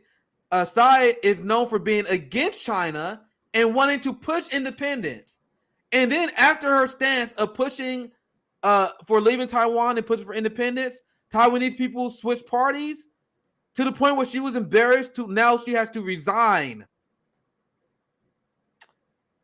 That's the same lady that was in the video greeting. Yes. Nancy Pelosi. She is now gone. So what I say, CJ? What I say? So Nancy Pelosi, kiss of death. Kiss of death. They saw all the UK lawmakers doing photo op with these people. They saw Nancy Pelosi go to Taiwan. They said, hell no. Nah. And once again, I'm not an expert in Taiwanese domestic politics. So they probably was like, oh, we got disagreements with the opposition party because I'm sure they're not perfect, right? I'm sure of it. But they probably like, despite our differences on domestic issues regarding domestic policy, this is ridiculous. So we signed with the opposition. So this is embarrassing. And how many do you see this segment on TYT? Humanist Report, the Social Democrat. No, breaking points. Breaking points. You know they're not reporting on this shit. Did they or did they not? Sauger, no. Well, I don't think Sauger. We can actually. I'll pull it up. I'll bring it up. I'm not gonna say that. I'll pull it up on my phone here. I'm curious to see like what sort of angle would he approach this. Tiger about being in full-fledged cope mode. I actually really hope they cover it. I cannot. I don't see it. He's covering the mass protest like the protest is about to end the whole country. They covering it that way. So as of 2 days, sorry, CJ, but as of 2 days, I don't see it. But I give them like another day or two to give them grace to see if they get around. But go ahead, CJ. You can finish your point. Yeah, this speaks to the media not covering this. It's only so that they can sort of not inform their audience what's actually happening, because this goes against their narrative that this Taiwan wants to. It's like, well, no, if you believe in democracy, look at the map. The majority of people, vast majority, are saying, no, we want one China. So Nancy Pelosi is putting the United States and pushing us closer to a nuclear war for what? When the vast majority democratically voted for one China. So it makes the United States look like buffoons, and Nancy Pelosi specifically. That's why I believe the media is not really going to cover this, because it literally makes you look like an idiot. Absolutely. And it literally debunks everything they say. I literally was looking for articles when I was prepping for the story, and I still see. Actually, I'll probably pull them up because I saw them today. But they're still saying stuff like, "We need to be prepared for Chinese invasion into Taiwan." Still, they ignore the election altogether. I literally might take time to find those stories because I literally saw them today. I didn't bookmark them though. I'll read this last part and I'll see if I can find some just for laughs. But I clicked this part of the story out because just for efficiency and time. That sums up here what happened as well. This is from this article. I just trimmed it. China's Taiwan Affairs Office said the results showed that mainstream Taiwanese public opinion was for peace, stability, and a good life, which Beijing provides for Taiwan because of the trade. That's why it's and this is something that anti-imperialists been saying for a while, and what we've been warning people in Taiwan, and I'm glad that a lot of people are smart to realize U.S. do not have the best interests at heart. They see what they're doing in Ukraine, they see their adventures in other countries, and they realize that as well.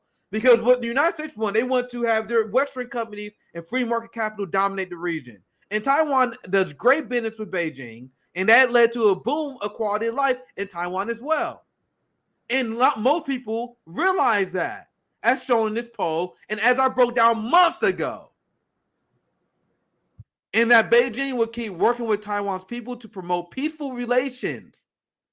So the people want Beijing to keep working with Taiwan's people to promote peaceful relations and to oppose Taiwan independence and foreign interference. Thank you, Nancy Pelosi. Thank you, Nancy Pelosi. I'm gonna see if I actually I'm gonna let's see. I'm gonna show you guys just some. Let's see if I can find some headlines here. That'd be the official wrap. Here's one.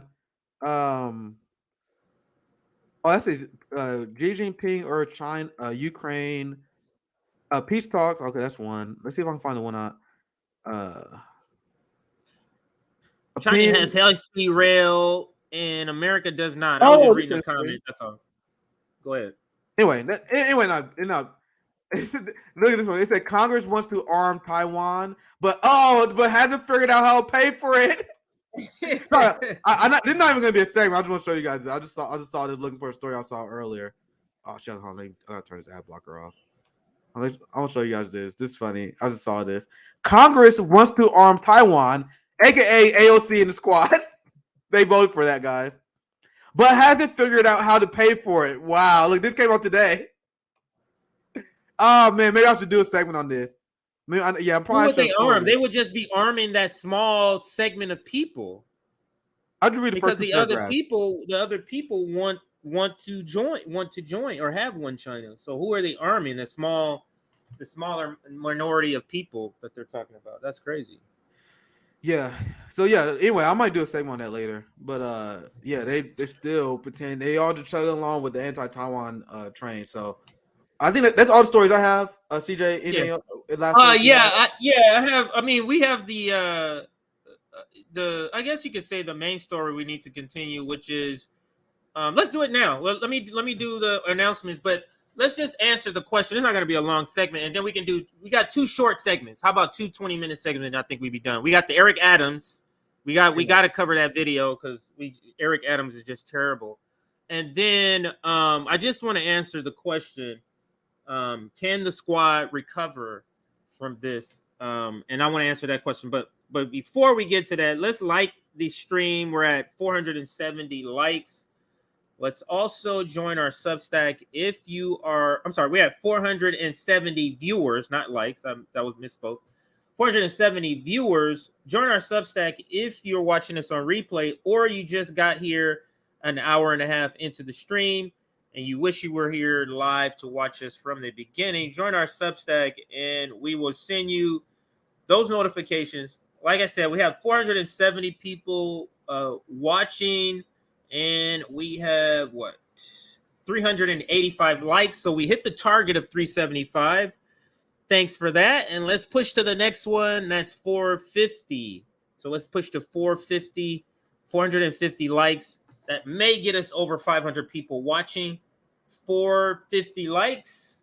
We got 470 people watching, so it should be easy. And then let me just toss up some last minute comments. Any last minute comments on the last subject? My bad.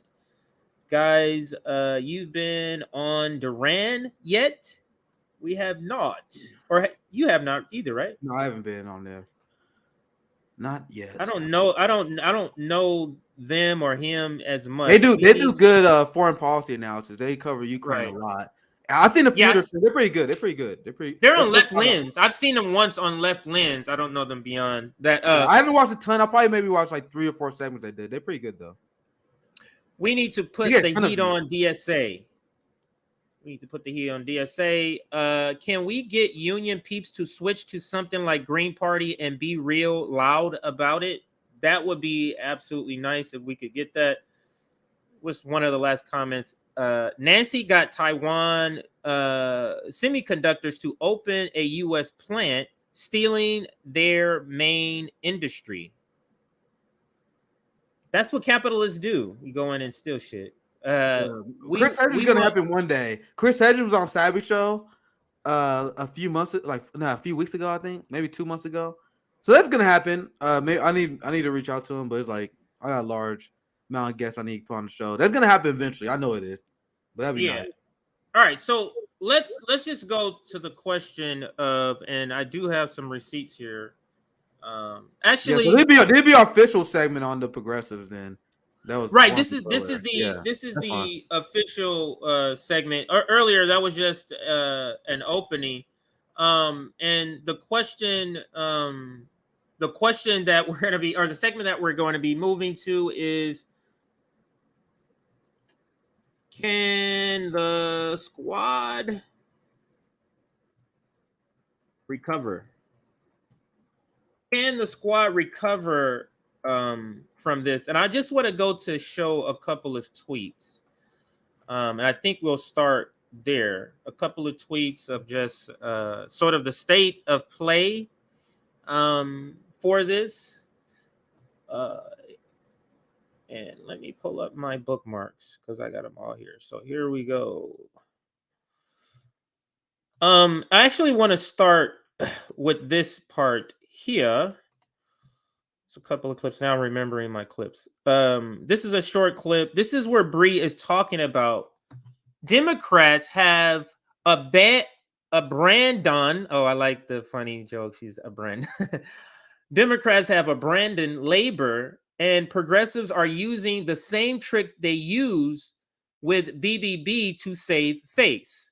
I called out the okey doke and laid out the stakes in today's radar. We are experiencing an unholy alliance between government and industry. She clipped about 4 minutes. We won't watch 4 minutes, but let's listen to part of what Bree points out here. But despite how ridiculously cut and dry this is, only 8 Democrats voted against the temporary agreement that would strip away the rail workers' bargaining power. All credit goes to Rashida Tlaib, Mark Pocan, and a few others, but most of the progressive members of the CPC and the squad fell in line, given cover by Jayapal's sick leave bill that is never going to pass the Senate. It's like how they justified bifurcating the human infrastructure bill from the hard infrastructure bill in the Build Back Better plan. Everyone could see the okie-doke from a mile away. The whole point of splitting off the social safety net provisions was to enable them to get voted down without jeopardizing the core parts of the infrastructure bill. And of course, that is exactly what happened. The sick leave amendment is completely performative. And guess what? Here's a clip of Representative Josh Gottheimer actually admitting it. And I also think, as Mano just pointed out, we will vote separately on a paid sick leave amendment as well, and I think that's critically important. I'm hoping that moves along to the Senate and the Senate passes that. So I think we've come up with a good deal here to avert a strike, to keep the railroad running, which I think is especially important right now for our economy. Yeah, I mean, yes, you're going to get a vote on paid sick leave. It's likely to not go anywhere in the Senate. So even if it is just a statement of you, if you will, of House Democrats, is that okay with you on paid sick leave? Well, I think it's clear that we make that statement, and I think many of us feel strongly about that. The biggest thing is to avert a strike and avoid that. I think this deal has a lot of good things for rail workers. So Josh Gottheimer is a corporate Democrat, but clearly he knows what this is about. Everybody in Washington knows what this is about, which is just shielding the left. In order to keep the non-establishment people engaged, you have to keep giving them a little bit of crumbs to stay invested. And the petty bourgeoisie literally only needs a little bit of crumbs. You can't keep the leftists like us invested, because we need more than a little bit of crumbs. The working class and the poor need more than a little bit of crumbs. So to keep the humanist reports, the David Doles, the TYTs invested, in order for them to be able to say, go Democrats, you have to throw them this bone. That's why all of them are jumping on it. Jacobin, look at Bernie Sanders, Common Dreams. Look at Bernie Sanders with this fake thing that Josh Gottheimer is admitting it's not going to pass. This is before the vote, Nick, that this clip was put out, or that this segment was shot. And I can let it play, and then let me let it play, because I'm curious to see what you think about the rest of what is said here. Workers, I've heard from many of the unions about that, and the importance of their increase in pay and other benefits that will help them. And I think it's really important that they get that, and that we keep, of course, the country moving, especially now. It's important that we make that statement. Look, he just admitted. He admitted. He came out and said the biggest thing is to avert a strike. They don't give a fig about workers. They care about the business interests that keep them in Congress. Now, there has been some pushback. Most notably, Bernie Sanders has said what Biden won't. He'll refuse to vote for any legislation that doesn't include 7 days of sick leave for workers. And in the RWU press release I read at the top of this radar, they specifically praised Bernie as one of a handful of progressives among wolves in sheep's clothing who, quote, have shown their willingness to fight for us. Interestingly, Ted Cruz and Marco Rubio have also said Congress shouldn't crush unions with this rail deal and shouldn't intervene at all. And Josh. And we'll stop there, because it kind of retreads what we already covered in the previous segment. But you leave this lane open for for Republicans to outflank you on the left. Nick, we talked about it earlier. We thought the death knell was the Nazi. We thought the death knell was the protest about the Nazi funding. We thought all of these things. We thought more funding. We thought Finkelstein's video where he's talking about the progressive agenda pretty much collapsed with this vote. We have them voting for Hakeem Jeffries. And now we have this, the ultimate dagger to the worker and the working class. I don't see how they can ever fully recover from them. But what say you about that? It's a good question. It's 100% over, and one can argue it's been over for quite some time. Because if you look at the people who engage with AOC, it's all liberals now. The same people who used to be terrified of her, they now retweet her. AOC slay queen. AOC knows her audience is liberals now. The real left has since abandoned her, and that's shown because when you look at approval ratings, she is as unpopular as Kamala Harris, as unpopular as Nancy Pelosi. So now they just go full sellout because they already know they lost the real left. They know the Anna Kasparian NATO left is going to defend them no matter what. They know that 80% of Twitter is filled with bots. There are a ton of DNC bot troll farms like Brooklyn Dad, and they know they got brainless idiots like Vosh, who have a CIA-built platform that will defend them no matter what. So they like, we don't care. We lost the revolutionary blackouts. We don't care. We sold out the Palestinians. Fuck the Palestinians. Fuck black people. Fuck the people in cages. We about to get our money, nigga. I'm about to get my pension, lifetime pension. You think I'm gonna get? You think your little struggle is gonna get in way of that? That's what they think. Then we're gonna be all right. Be all right. We gonna be all right. We say at the same time. You think I give a fuck about arming Nazis in Ukraine? You see my retirement package? I get healthcare. I get unlimited paid sick days. You think I give a fuck about Palestinians? Yeah, that's what they think. That's legitimately how they operate. And like you said, even Jordan. So if they don't explain their votes at this point, you know it's a full con. It's already a full con. But they should be like, all right, I'm gonna explain technically this is why I did that. They don't even do that. They hide because they know there's no explanation. They straight up hiding behind corporate media. AOC goes on Pod Save America and chum it up with the neoliberals from the Obama administration, but she wouldn't be caught dead on RBN. Hell, no, she wouldn't be caught dead on Kyle Kalinski's show. Yeah, RBN. Bernie Sanders was afraid of Kyle motherfucking Kalinske. Are you guys serious? You guys think these people are serious? They're enemies of the working class. And it hurts a lot of people's feelings that RBN's out in front saying this, but it's true, and we've been proven true throughout the most recent actions as well. That's my yeah, and to your point, you mentioned Anna Kasparia. When Erin Kasparia is the firebrand, she goes off the rails sometimes. She's the one that's allowed to scream at the Democrats. And you know, funny. She went after me. She went after me recently too, and we were clowning her because. Oh, we're gonna get to that. I have it saved in my bookmarks because we're gonna get. But I'll probably let you share it because I want you to go through the story because you know the story of Geoff and all of that stuff. But she only chimes in when you blocked. That's how you saw it because I found out yesterday she chimed in on something about Me Too, but I just found this out because it was on something that was blocked, David Sirota or something like that. She chimed, so she knows where to chime in and where not to chime in. Well, you know she's salty as fuck. She's salty as fuck because she's seen RB and roaster, and she'd be waiting for time to get.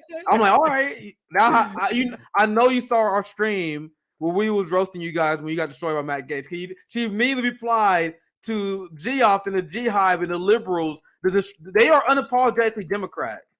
They love the Democratic Party, and that's the faction that Anna has to associate with because she knows it's over with the left. So she buddies up with Democrats. That's her audience. That's her friends. Because the true Marxists, the real socialists, the real left, we've been seeing through TYT. But go ahead, CJ. Absolutely. So let's listen. Now, what I am saying about this clip is when it can't be good for the squad, AOC, and all the other progressives, when on your cheerleading station, you're getting called out sometimes like this by Anna. Okay, so the vote in the Senate hasn't happened yet, but this concession by Pramila Jayapal is the most Jayapal move of all time. It really is. And what I love is seeing corporate Democrats on Twitter say things like, Jayapal really should be considered as Speaker of the House or the next Democratic leader in the House of Representatives. Interesting how they're all like rallying in support of her all of a sudden. It's gonna be Hakeem Jeffries, but nonetheless, I digress. Let's move on. Now, progressive lawmakers postured as warriors for the rail workers yesterday. I'll give you one example. AOC, for instance, again, yesterday tweeted, railroad workers grind themselves to the bone for this country as their labor produces billions for Wall Street. They demand the basic dignity of paid sick days. I stand with them. If Congress intervenes, it should be to have workers' backs and secure their demands in legislation. I agree, AOC, I totally agree with you on that. So I was really happy to find that you voted no on the legislation that you spoke out against just yesterday. Except you didn't, you voted for the legislation you spoke out against on Twitter yesterday. See, I hope people understand that tweets don't necessarily translate into actions. And in this particular case, the only progressive who voted no on preventing the rail workers from striking was Rashida Tlaib, and she deserves a world of credit for that. Now, my bad. Go ahead. Real quick, she said tweets does not necessarily translate into action. I gotta replay that. I gotta rewind that just a second. My wife is talking to me. 2 years now.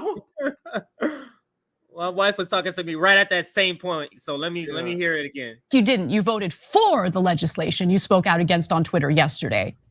See, I hope people understand that tweets don't necessarily translate into actions. And so, CJ, and I'll let it play. I'll make this real quick point.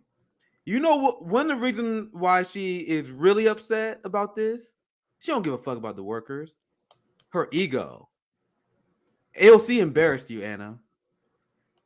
AOC and the squad, you have debased, shamed, and ruined your reputation on the left forever because of AOC. So Anna don't give a fuck about the workers. She's just angry at AOC for shaming and debasing her for being this bad. But go ahead, continue the video. I just want to add that. And I think that's why when they don't do segments on stuff like this, that's what they're doing. It's shame, Nick. Yeah. How can they? Their whole audience is based off what? You say this all the time. They're built off of Bernie. Yes. And Bernie is what? These are Bernie disciples. Bernie disciples are being terrible. Even Bernie is being terrible. So what can they say? They're doing. That's why they're moving to Trump. That's why they're moving to more red blue content because they have nothing. Look at Jordan's channel, for example. This is why he started turning up Trump stuff, turning up the red blue, turning up the culture war stuff because the squad is not providing them with content usable anymore. Yes, they're not providing them with usable content. Go ahead. No. We can get back to it. That's such a good point. That's why you see them shift to Trump all the time. That's why they do reaction videos about Tucker Carlson. They upload 2 Jimmy Dore videos every week to do everything to point away from the giant elephant in the room. They have to talk about Jimmy Dore every goddamn week so you don't remember how shitty the squad is. Such a great point. Let's continue the video. All right. And in this particular case, the only progressive who voted no on preventing the rail workers from striking was Rashida Tlaib, and she deserves a world of credit for that. Now, that's all I wanted to play from there, and we can wind this segment down and give our opinions because I just wanted to show somebody on their side, a cheerleader for them, a rah-rah, that whole network, rah-rah for them. They developed, they created the Justice Democrat by way of Cenk. Look what they're saying on that channel, and then you saw the previous video. It's just they're certainly not fully recovering, but this is the reason why, like you were saying, you alluded to it.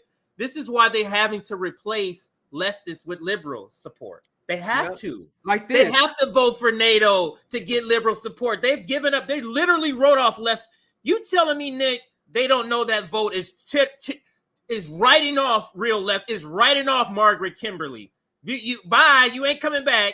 They understand that, and they know they're going after liberals. This is why her approval rating is the way it is. Go ahead, Nick. Yeah, absolutely.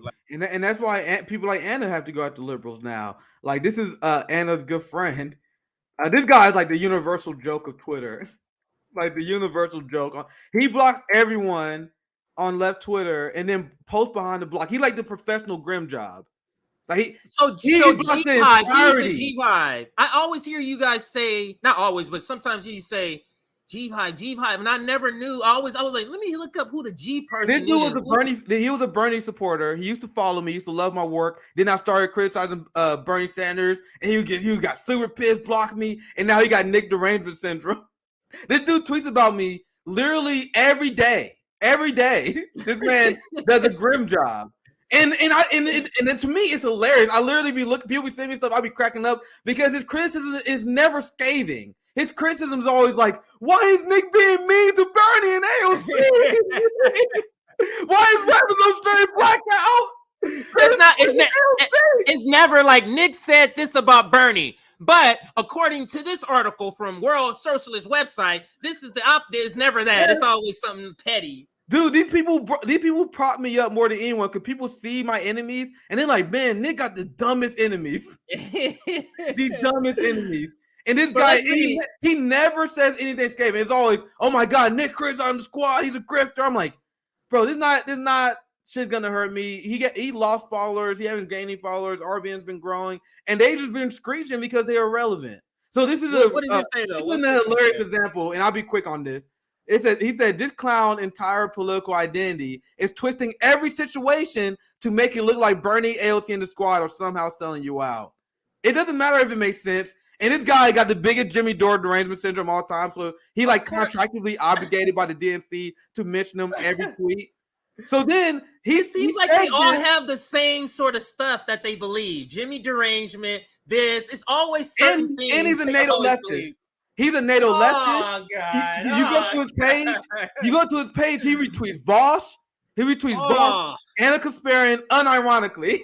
Like the NATO left is a complete circle with these people. So I love that I got enemies like this. It's so hilarious because guys, he getting upset with me for calling out the squad regarding how they acted during the rail strike. What is his receipts though? What is his to him? Your tweets are his receipts. Can you just read one or both of your tweets so people can see this is what he considers a receipt to his point? He does this all the time. He pull on my tweets and be like, look at Nick bashing Bernie. The only people that could possibly bash Bernie is grifters. Bernie is my hero. Bernie can do no wrong. So I'm literally saying Bernie and the squad real quiet about buying screwing rail workers, and they still haven't called him out for it. And I was proven right. I had the suspicion. I was like, why is AOC not calling out Biden? Why is AOC not calling out Biden? That was suspicious to me. Because they was going to side with Biden. That was obvious. I said it, and this happened all the time. I'll say some shit. Geoff and his liberal army will freak out, and then literally the next day I'll be proven right. Happens all the time. So then I usually don't give him any attention, but I couldn't resist. Because I can't respond. When this guy tweets about me every day, bro, I don't feel like responding every goddamn time. It gets ridiculous. I'm like, God, dude, get a fucking life, dude. Get a girlfriend, something. God damn. But then, so I said now, and this guy, I gave it some time. As of like 2 p.m. today, he still haven't tweeted about it. This guy's gonna pretend that AOC and the squad didn't vote against the railroad worker. He still haven't said anything about it. So that's why I said now that AOC and the squad betrayed the rail workers, this clown is quiet as fuck, and I ratioed the shit out of him. I got 14,000 because this guy got, and I know you got a lot of you guys not on Twitter, but this guy has he's like the clown. Everyone knows you joke. Like anytime anyone mentions him, you get 1,000 likes because everyone hates him. Except for Jim Perlman, apparently, because that's why I heard that. And Anna Kasparian. And look at this guy, Anna Kasparian, good friends with Geoff. She replied. Yeah, and this guy, Nefarious Filbert, that's the guy who we did a segment. We called him out because he was calling out he literally smeared the Uhuru Black Socialist movement. And he said they were repeating Russian talking points and that they was associated with Black Hammer. He smeared. This is a guy who smears Black socialists all the time, and this is who Anna. She's friends with Geoff and people who smear Black socialists. Do you guys see who these people are? And in response to me accurately calling out Bernie and the squad, she says that guy is embarrassingly thirsty. So this is Anna seeing us roast her all the time. She saw the Matt Gaetz video. She saw all our criticism, and she's just sitting there seething. Motherfucking RBN. Motherfucker, who the fuck they think they are? And Jordan Sheraton just did this too. Jordan Sheraton just did this last week too. Not even in it, just fuming because of some critique, and then they just jump in. Humanist Report. This is actually, Nick, you're pointing out the fact this 3 times in a row. Humanist Report did the same thing. That's why he jumped in and called Sabby a dipshit out of nowhere. All she said was, like, I agree. And she's called him a dipshit. Where did that anger come from unless he'd seen our content? Yes. Ripping them apart. Guys, I know a lot of you guys are on Twitter, so you guys don't see this, but this is one of the reasons why, like, the boutique left know who we are. And they be throwing these random ass shades. And I'm like, Anna, I know you saw us roast us, and she has no response to that. Her response is to call me thirsty because I just did the same rant that she did. How does that make sense? Ain't that something? So, ain't that something there? Why are they allowed to criticize Bernie and AOC, but when I do it, I'm thirsty? I don't know. I actually saw that question. So I thought that was funny. I have the dumbest enemies. Geoff These people in that faction, they got Jimmy Dore derangement syndrome. They tweet about him all the time. Glenn Greenwald derangement syndrome. They tweet about these podcasters all the time to deflect from the fact that Bernie, AOC, and the people they worship have been sellouts. So that was a funny segment. CJ, All right. All right. So let's last one, right? No, we got one more. 10. After this one, yeah, that's what I meant. Yeah. The Eric Adams, because we pushed it off a couple of times. So let's get to the Eric Adams story. This one is, Eric Adams. What you say? Eric Adams is terrible. You admittedly have Eric Adams derangement syndrome, but it's good. Like having it is good because you're preventing. He's an enemy of our community, straight up. Yeah, absolutely. But first, let's make sure we like the stream. We're at 500. We got up to 525 viewers. Could we push to, let's see where we're at now. That's the number from last time. We're at 441 likes. Let's push to 500.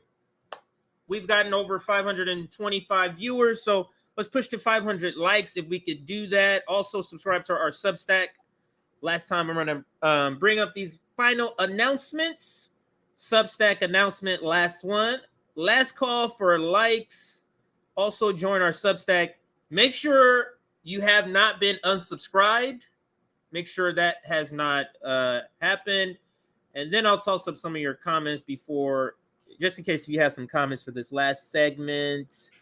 Big shout out to Jimmy my friend Dore. Didi. Oh, sorry. Put that back up. I'm sorry. I put that. Big shout out to my friend Didi. That's my friend Didi. Always have funny comments there. But go ahead. All the ladies. Yeah, no, I do. I know her because I always put her comments up too. Didi cracks me up. She's really good. By the way, Didi is really good on foreign policy. Like she jokes around a lot, but she's extremely. I learned a lot about like Asian foreign policy from her. Like she's a good friend. She taught me a lot about the Korean War and a lot about U.S. imperialism in Southeast Asia. So she goofs around, but Didi is a heavy hitter in terms of foreign policy knowledge. They banned her for Twitter because she was constantly debunking U.S. talking points on North Korea. And then they banned her on some bullshit. They said that she, Didi Lee in the comment, remind me, it was some bullshit like she was doing ban evasion. She's like, this is my only account. They banned her because she debunks U.S. propaganda all the time, especially on DPRK. So big shout out to Didi. CJ, go ahead. What's up, Didi? All right, so we can. So that's why she's not on Twitter, guy. I know some of you guys know. That's why she's not on Twitter, by the way, anymore. I know a lot of you guys probably knew her on her Forgiven on Twitter. Account. Yeah, she just after she got banned, she said, "I don't give a fuck. I'm done." I ain't trying to come back. Yeah, I'll have a normal life now. All right, so let's go to the next story. And the next story, I mean, have we ever done a good story on saying, "Oh, Eric Adams is doing something good"? I don't think we've ever done a story. I have Eric Adams derangement syndrome. Every single black person in this country should. Like I told you guys, Marjorie Taylor Greene does not govern me. Most politics on impacting your life is local. Marjorie Taylor Greene is governed by a bunch of rednecks that are going to keep her in Congress forever. I am governed by Manuel Cleaver and Quentin Lucas, who have sold out black people in Kansas City by gentrifying the community, selling us out to real estate developers, landlords, and the KCPD. But these black Democrats, the Black Congressional Caucus members, are the reason why the black community are in poverty. The reason why we live in a police state. Yes, the Republicans helped them along. The Republicans do pass a lot of far right policies. But there are right-wing black Democrats who get a pass because of identity politics. And the NAACP and black boomers keep propping these people up because they say, "Oh my God, they're the first black congressperson in this area." And then they go around and sell us out. Sorry, CJ, last thought, because I hate Eric Adams. But black boomers, once again, the same with their support of Jim Clyburn, their support of the crime bill, they sold us out to the police state. Again, by supporting Eric Adams, the same way they sold us out to the police state in 2020 when they supported Joe Biden. Remember that segment we did with Eric Adams on MSNBC with Al Sharpton, those sellouts? You got black boomers watching corporate media, allowing these white capitalists to brainwash them, allowing them to be afraid of crime. And now they criminalize their own community. They sold us out multiple times. And I'm sorry, it's time for hard talk. It's time for hard talk because they were responsible for the election win for Eric Adams. Black boomers came out in mass voting for Eric Adams after Eric Adams came out for stop and frisk. After anyone knew who Eric Adams was in New York.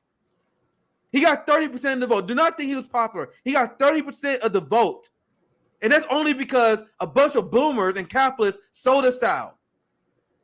Anyway, go ahead, CJ. And this is why my anger will always be against the Black Congressional Caucus. My first ever op-ed I wrote on Substack back before RBN. That was my primary political observation was back then. My first op-ed was about the Black Congressional Caucus. They are our number one enemy. But go ahead, CJ. Yeah, this video just kind of just brings everybody up to speed to what he did and what he's doing, what he's proposing. So I just wanted to do the informational part. So let's listen. This is about caring for people who are in need. That we are going to say, we see you. New York City will hospitalize more people with severe mental health disorders, with or without their permission. This is governed by the state mental hygiene law, and there are provisions under that law that allow for the involuntary commitment of individuals to the extent that they're a threat to themselves or to others. Adams' administration attorneys believe a person does not have to be violent in order to be considered a threat, saying a person with an untreated mental health disorder can pose a threat to themselves if they cannot take care of their own basic needs. It appears that Mayor Adams and the administration is trying to do is making sure that these individuals get their psychiatric basic needs met before they end up unsheltered, without homes, or on the streets. Police officers and other first responders began training Tuesday morning on how to spot people on the streets and in the subways that should now be brought to hospitals for mental health treatment. The mayor says hospital stays will be focused on long-term care, a step in fixing a broken system of the past. Quick pause. They would bring them to the hospital. Quick pause. I want you guys to understand the amazing irony of New York implementing this program that the United States accused China of doing with Uyghur Muslims. You guys know that this is one of the prime accusations the West made against China. They said China was putting Uyghur Muslims to these camps, and that's literally what they're doing now. They're about to take poor and homeless people. That is what it's gonna be, and they're gonna say, "Oh, we're gonna put them in mental health care facilities." This is literally as fascistic as it gets. This is why we say neoliberalism will always lead to this kind of fascism. But go ahead, CJ. Poverty will be seen as mental health, mental illness. That's what poverty is going to be seen as, mental illness. Because to a person who is not part of our class, not part of working class or poor, mental illness is you not being able to have direct TV. That's a mental illness to them. You get what I'm saying? I'm being overly hyperbolic, but what I'm getting at is that the mental illness is going to be somehow derived from poverty, from being on the street. A mental illness will be derived from that. From these people, literally, these cops who getting now more training and more training to deal with mental issues when they don't have enough training to do the stuff they already supposed to be doing. Just ridiculous. Go ahead. And it's been well established. I actually need to do a segment on this because I'm in community with 10 demands and a lot of abolitionists. By the way, on Monday, I forgot about on announcements. We're gonna have a fire criminal justice panel. Like Awkward and Zoya join me, and they bringing on like two really well-read abolitionists. So we're gonna do like another panel like we did. And I read a lot of these work from Awkward and a lot of people in the 10 demand community. They explain how the NYPD essentially use psych wards, and other mental health institutions as another way of incarceration. And I need to do I literally have to do a whole stream to break that down. Like there's I remember Alex, what's the guy, Alex, the other guy who writes about criminal justice. I remember he wrote about it before. It's been written about a lot in criminal justice circles and how they weaponize mental health institutions against the poor working class. Anyway, I may dedicate a statement on this later, but that is definitely what Eric Adams is going to do, and that is why they say we're going to put the homeless people into these that what they are going to be camps. There's not going to be an humane action here. But go ahead, CJ. Let's continue with the video. Yes, it's almost done. There is a component to this where people may not know, but the hospital will they have to keep you there according to this proposal. I think. Let's see if it mentions it in here. I know it mentions it in. Yeah, that's a policy in a lot of them, by the way. But go ahead. For one day, put them back into the streets. The New York Civil Liberties Union questioned whether the city's new policy violates the legal rights of New Yorkers. And Jeffrey Berman, an attorney with the Legal Aid Society's mental health unit, pointed out types of forceful interventions, including involuntary interventions on the subway, will lead to arrest. I believe that this plan, if it is followed in a humane manner, may actually help people who do have severe psychiatric illness and not waiting into. This is a fucking setup, and I'm going to explain. I just realized this. This is a fucking setup. Something happens to someone else or themselves. Nick, if somebody came to you on the street and they said, nigga, you got a mental illness, I'm about to take your ass to the hospital, what are you going to do? Fight back. Guess what that's going to make me go? You guys can go to you can go to prison now. You can go to jail now. Who's going to voluntarily say I'm going, man? And then they will say, you will reply, I am not crazy. They'll be like, oh, all crazy people say that. Yeah. Oh my God, you're in denial. You really need help now. And then if you respond angrily, like, what the fuck you talking about? I'm staying here. See, angry outburst. Write down. You gotta come with me, sir. And they won't let you go. They will not let you go. And they will drug you up. They'll medicate the shit out of you. And once again, to stress enough, I am not an expert in this particular, but I have read a lot about how mental health institutions has been used as an extension of incarceration. And once again, that's literally this Monday we were doing this, so we gotta coordinate that. But we're gonna have another powerful panel. I might ask them to bring that up. We see. I think we just have to understand that the ruling class here, they're not good faith actors. Not at all. So we have to stop believing child protective service. No, that's another one. You can skip over that shit too. That shit needs to be abolished too. Oh, what about no? Stop thinking that these are good actors. They're not. These institutions, think about it, Nick. These institutions were established during slavery. Why do we think they're good? What sense does that make? They were established through slavery, and then they just say, fuck, we just gonna roll into multiculturalism with no problem. It doesn't make any sense. It just doesn't make any sense. All they've been doing is finding ways, and we talked about this with Margaret Kimberly, finding ways to make the new slavery different. They just reform, and that's all it is. It's just a reforming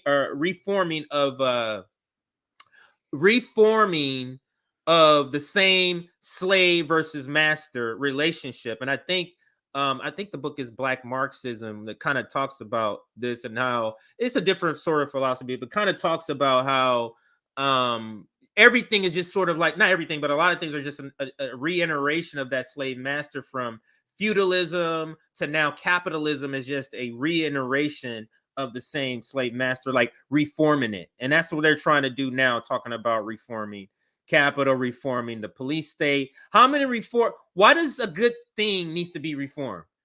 Why do the good guys need to be, you know what I'm saying? Like, that doesn't even make sense. But I'll pass it to you. I'm rambling. The idea that capitalism is gonna decrease its own power because it's nice, because it got a good heart. Don't worry. I know we're making billions out of the prison industrial complex, but we don't have to make that much money, guys. Don't worry. We will seek justice for you guys. We will allow you to reform us. Get the fuck out of here. Do you guys really think that's gonna happen? You think the people in Raytheon and Boeing making millions, they're gonna be like, you know what? I actually got too much money. Actually, man, I don't need another Bentley. Actually, let's send the troops home. You know, I had an awakening. No, that's not how it's gonna work. Man. Anyway, unless you have anything, No, we can okay, close up. about- Let me read yeah. this comment. Thank you. This is Thank you. Michelita. Michelita is from France, so she's one of our viewers from France. Thank you, Nick and CJ, for bringing such great analysis and observations, all to whom all need to hear the truth and enlightenment. That is our hope and what we are targeting to do. What were you gonna say, Nick? You were gonna say something. I think we can close that. I don't segment remember. down. We can wrap. I'll do my final announcements after this chat because it's good. Imperialists need more extorted profits and natural resources. There's a great chat comment as well for our last quick chat check. As for me, we're gonna have Jimmy Dore on Saturday. I'm gonna have Comrade Misty on. I may schedule that for Tuesday. May schedule Misty for Tuesday, and then we have on December 5th. We're gonna have a abolition roundtable. It's gonna be this guy. I was Awkward always have a great suggestion. Dylan Rodriguez. So he's gonna join us. Awkward and Zoya. CJ, you can be there as well if you want to join us. Maybe we can do an hour and then we can transition to some other stories if you want. Is it going to be around the same time or something different? Yeah, it's going to be at 4 p.m. Eastern, I think. 4 p.m. Okay. Eastern time. So we if you don't mind, we can plan. Oh, that might work. Yeah, the first hour we do a regular stories, and then they come in the second because it's 4 p.m. Eastern is the second hour usually. Yeah. So that could work. That sounds like. And if you want to continue, like I'll leave and then you can finish the panel because I gotta go.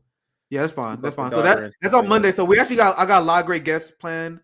So a lot of great shows because I want to do that as well because I want to provide you guys great content because we've been getting a lot of support recently. So I got a lot of great guests, a lot of great content coming your guys' way. Make sure you guys support the Patreon as well. Help us continue to grow. Even like $3-5 is good. CJ, any last what you have planned? Anything I'll shout out a couple of things. We will. Oh, first off, in about 40 minutes, the JB and Sabby and JB show. Fire. Yeah, that's coming up. They're talking about the LeBron comments, so I'll end the show with the LeBron comments just so you can get kind of a heads up about what's going on. Thank you for the super sticker, Zach. So make sure you stay tuned for that. And then we are still fundraising. So if you're able to donate to our trying to get equipment and try to get some staff, we are really in need of some editors. I think I have one that's starting out volunteer, but we want to make sure we're paying people. And then we, get some couple of editors, a couple of people to run our social media so we can get our Facebook and everything going, get our Rumble. We want to get all of our other platforms up and going and active, but we need that help. So if you're able to support us, please do, whether it's through Patreon or through the fundraiser. And I think that's all I got, Nick. Unless there's some big breaking news, there's no special like stream that I got coming up. So unless there's big breaking news, this is gonna be it. Yeah, I see you guys. All right, Nick. Here is LeBron. Make sure you check this out. This is about the Jerry Jones photo. I was wondering why I haven't gotten a question from you guys about the Jerry Jones photo. But when the Kyrie thing was going on, you guys were quick to ask us questions about that. Okay. Hold on. And I don't even want you guys to say nothing. When I watched Kyrie talk and he says, I know who I am, but I want to keep the same energy when we're talking about my people and the things that we've been through. And that Jerry Jones photo is one of those moments that our people, Black people, have been through in America.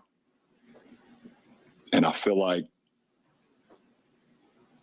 as a Black man, as a Black athlete, as someone with power and a platform,